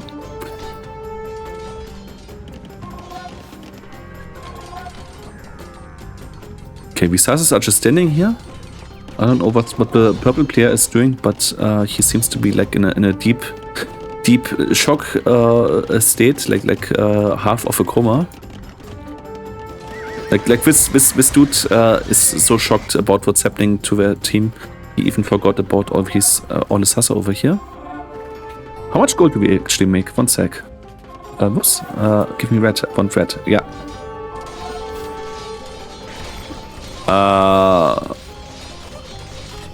1 sec. Where do we? Here's one. 68 gold. That's actually really decent. That's a decent trade amount.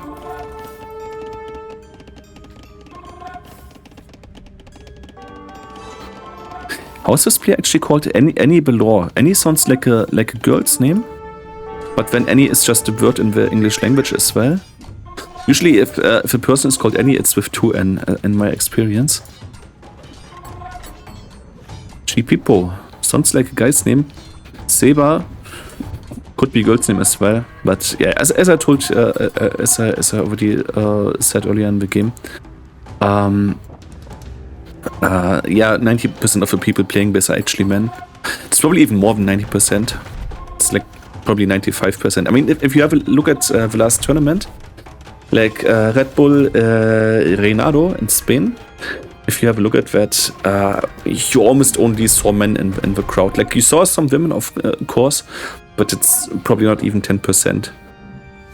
And that's a tournament where people are spectating. We are not even talking about all the people playing this at home.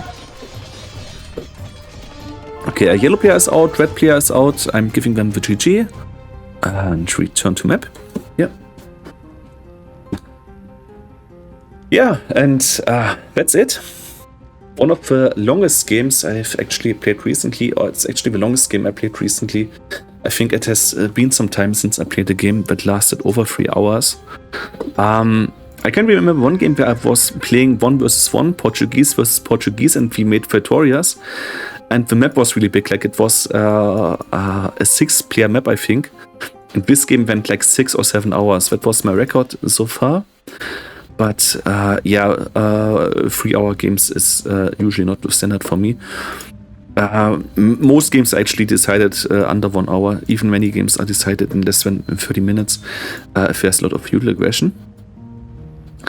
Yeah, but anyways, that was a crazy game. The wall is still standing, but now the trees are cut. It actually looks kind of funny if you look at this. The wall is still standing. For some reason, the yellow player didn't want to delete it. Yeah. But even these walls are still standing. Do you see this? There is still players in the world out there. There is still players that are appreciating the starting walls that we are getting. Yeah, like the yellow player. The yellow player doesn't delete it. The yellow player leaves it. It makes me think about there's a Blender meme. Blender is a 3D program, and you start with a cube in this program. And there's always this meme that people are always deleting the cube. And usually it makes sense because in many cases you wouldn't start with a cube, depending on what you model. It often makes more sense to start with like a sphere or a plane or whatever.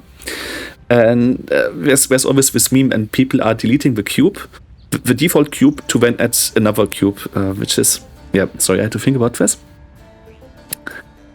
Yeah, crazy game. Crazy game. Let's have a look at the statistics. Oh, I have some elephants over here. Some chunky boys.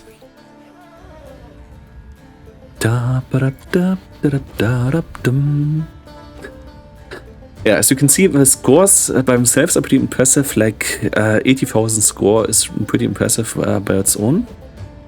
And we have thousands of kills, also of course thousands of units lost, which is kind of self-explanatory. And we have hundreds of buildings destroyed, and it's actually funny because I have the most buildings destroyed, and I also lost the least buildings. And I had the most conversions. I had 3 conversions. What did I actually convert? I converted a scorpion.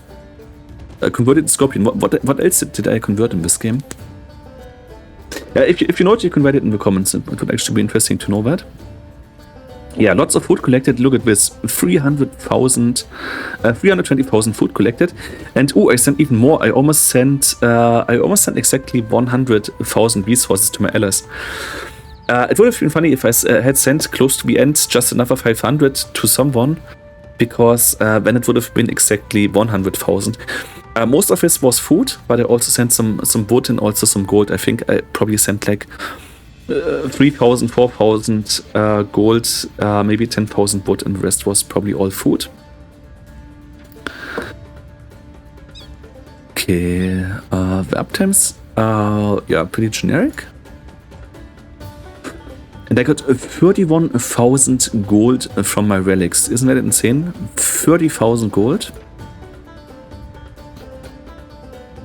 Yeah, but then again, the yellow player had 53,000 trade profit, and the red player had 47,000 trade profit. In German, it's different. In German, we first say the 7 and then the 4. We say 47, 7 and 40. German is a little bit weird. I know. One sec. Let me just quickly count together all the losses that we had in this game, because I want to tell you an interesting historical fact. Okay, first player had 2,575 kills, then 2040 plus 4,154 plus 2,967 plus 3,853 plus 2,410. Yeah, and that makes in total exactly 17,999 killed people. Maybe the units lost are even higher, because sometimes you lose a villager to a boar or on stupidity, to cut it short. I won't calculate all this together now. But we had at least 17,999 kills. So we can say we had 18,000 kills. I think we can round this out, seeing that there's only one person missing. Yeah, and that's actually pretty insane. But I will give you an insane fact. I was just reading about the Monument of the Battles of the Nations in Germany. It's in the east of Germany, located in the city of Leipzig in Saxony. Leipzig is the second biggest city in Saxony after Dresden. Dresden is the one city that got heavily bombed at the end of World War II. So some people might know Dresden, as it's especially known for its Church of Our Ladies. So that's a very famous church, and also British and French people helped building it up again in the early 2000s. I actually witnessed this when I was a child. And yeah, in Leipzig there is the Völkerschlachtdenkmal, or Monument of the Battle of the Nations, and where Napoleon was fighting, and he was fighting the Russians, the Prussians. Prussians are like some kind of Germans, you could say, the Austrians and the Swedish. And there were also some other nations involved. I think overall it was over 12 nations. But it was basically like the French with their allies against the Russians, Prussians, Austrians, and the Swedish. So that's basically the main contributors there. Yeah, and we had a big fight there, and in this battle, which took place in 1813, we had over 70,000 casualties, and we had like another 20,000 people getting wounded. So we had, I think, we had overall over 90,000 people who were victims of this fight, and over 70,000 of them died. And yeah, as I said, another like 20,000 were wounded in this.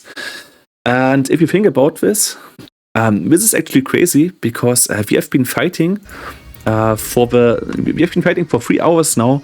There were people killed all the time, so much action, cannons shooting, skirmishers, raidings with the hussars and whatnot. But even if you play for 3 hours with 6 people on this map, you have less casualties, or you only even have a third of the casualties that you would have in the Battle of the Nations at the Völkerschlachtdenkmal. And now the Battle of Our Nations was a big battle against Napoleon, and also an important battle for the whole of Europe. So it was a monumental battle, and it probably was the biggest historical event that took place up until then. But still, if you think about it, we would have had to play like 9 or 10 hours to actually have so many people killed. So thinking about these numbers, I mean, if you're just standing there and you're in, I don't know, like 8th class or 11th class or grade at school, and you just hear 70,000, you can't really make anything with this number. But seeing that you would have to play for 10 hours with 6 people to have that many kills, that's actually kind of crazy. I actually looked this up because this went through my mind, and I was just wondering how many people have died in this game, and how many people have died at the Völkerschlachtdenkmal, and counting it all together. It's if you think about it that way, you have to play 10 hours and kill all the time and murder and raid and whatnot to actually have this amount of lives taken from this planet. It actually just shows you how incredible these numbers are. And if you even think about the casualties in World War I or World War II, which was even more than that, I think all combined, if you have a look at all the people dying in World War II, it was like 40 million. But then you also had the Spanish flu, which was a result of World War II. The Spanish flu alone took, I think, like 14-20 million, something like that.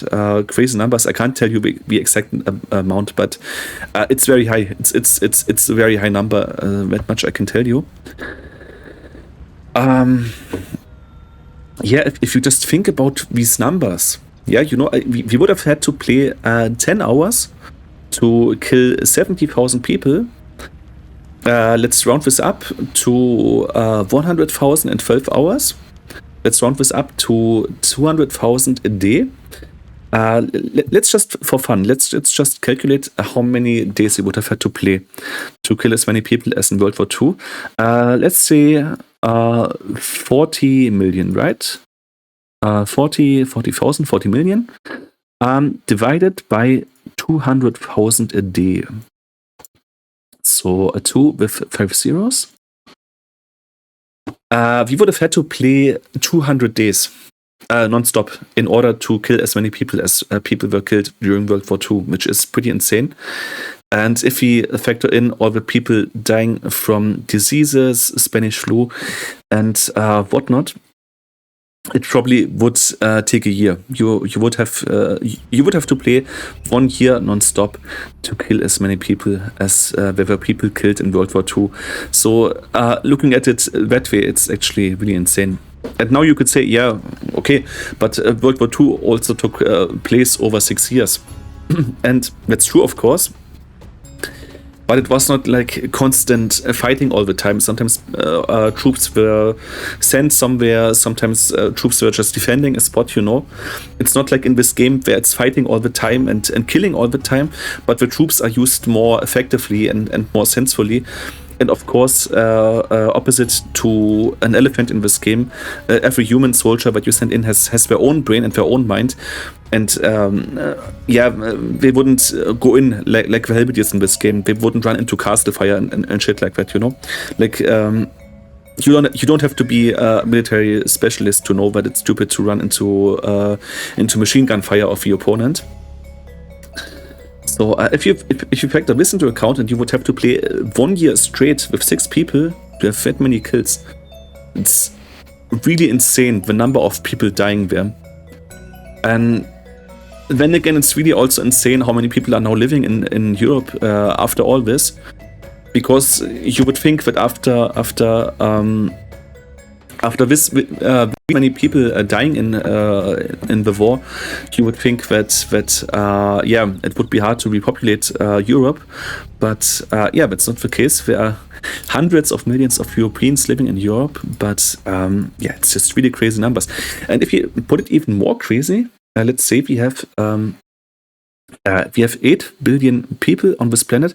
I know that by now it's more than that, but let's just say that. So an 8 with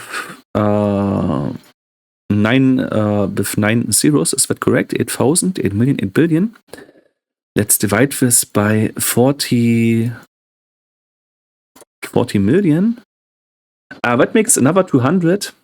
So if we wanted to kill every human on this planet, and we would kill every human by killing by killing them in the game, basically, if we put all the people here in the game and we were killing them, it would take 200 years. Yes, you heard that right. We would have to play 200 years straight with 6 people to get that many kills. Completely insane. So, more of half the people that we would like or try to kill, maybe not like, but that we would try to kill in this scenario, they would already die because of natural causes, because they just die of old age and blood pressure and whatever shit you get when you're getting old.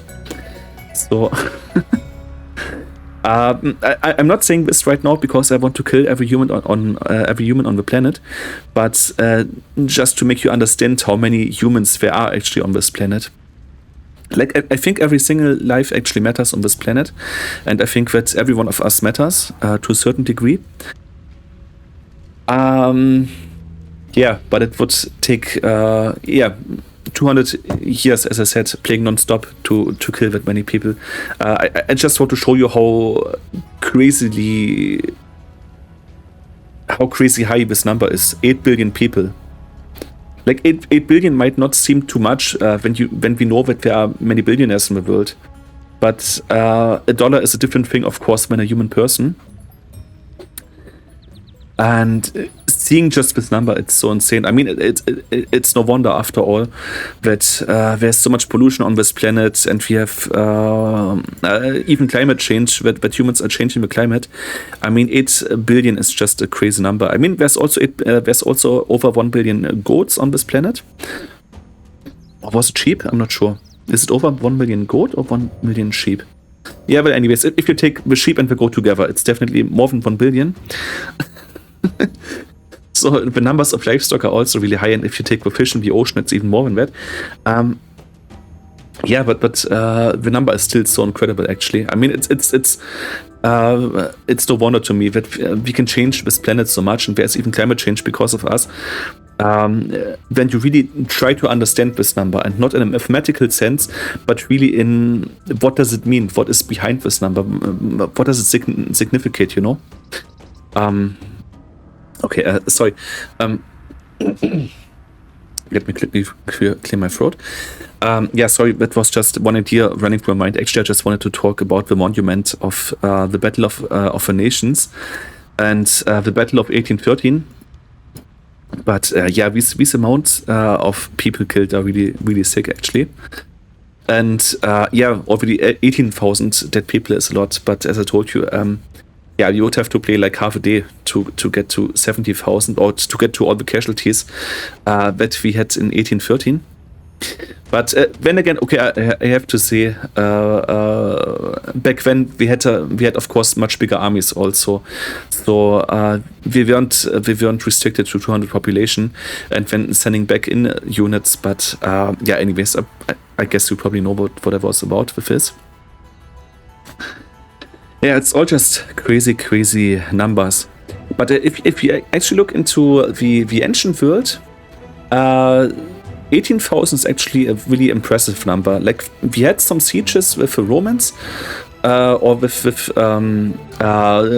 we also had some battles with the Huns, where Huns versus Chinese, for instance, where I could imagine that maybe more people died. But if you have a look at more ancient times, when there weren't that many humans around, I think 18,000 was actually kind of an impressive number. I can't recall any battle that by its own killed that many people. I mean, there are some conflicts where I could very well imagine that also millions have died in. But I can't recall one ancient battle where there were so many casualties. But maybe it's just my lack of education, I don't know. Okay, whatever. I just want to show you this game because it was a really long game and a really crazy game. And I think that a lot of things have happened in this game. So this was my original intention. Yeah, I hope it was entertaining for you. It definitely was entertaining for me to play this. It was a little bit stressful to cast this because I have to talk so much in these castings. Okay, I could theoretically also only show the gameplay to you, but then again, what is the sense in there and just showing this to you? I also have to make some comments, of course, some commentary. Yeah, it was a little bit stressful to make this. I also have to edit this now and render it out and then upload it. And the file I just recorded with OBS is probably around like 50 gigabytes. So this will be, yeah, a lot of stuff to upload again. But yeah, anyways, I hope you had fun with this game. It would be nice if you give me a thumbs up for the video and the time it took to produce. If you want to say anything, you can say it in the comments. And of course, you can subscribe to the channel if you want to see more of our content. When I say our content, I say this because I make collaborations with different people on this channel. We are sometimes doing TeamSpeak videos, sometimes we are doing test videos, sometimes we are doing educative content, like tutorials also. So there's lots of stuff going on this channel. If you want to check that out, you can just subscribe to the channel. But I must also tell you a lot of the things that I upload to this channel are about politics and society and all kinds of other stuff, and even 3D animations. So if you only want to see Age content, you might be a little bit disappointed. But yeah, of the 725 videos that are currently uploaded to this channel, yeah, more than half of that is Age content and Age games. So if you want to check that stuff out, you can do that. You can, yeah, you can have a look there. yeah, else than that, if you're still watching this video at all, thank you for all your attention, all your time, because in 2024 it's not too common or not that much of a common thing to watch a 3-hour video. Or how long does this go? 1 sec. To watch a 2-hour video, 2 hour and 50 minutes of a small YouTuber that isn't really known so much. So if you've watched the whole video, many thanks to you. Yeah, as I said, I hope you had some fun watching this. Thank you for watching. Thank you for your time. Thank you for your attention. And hopefully, see you in the next video.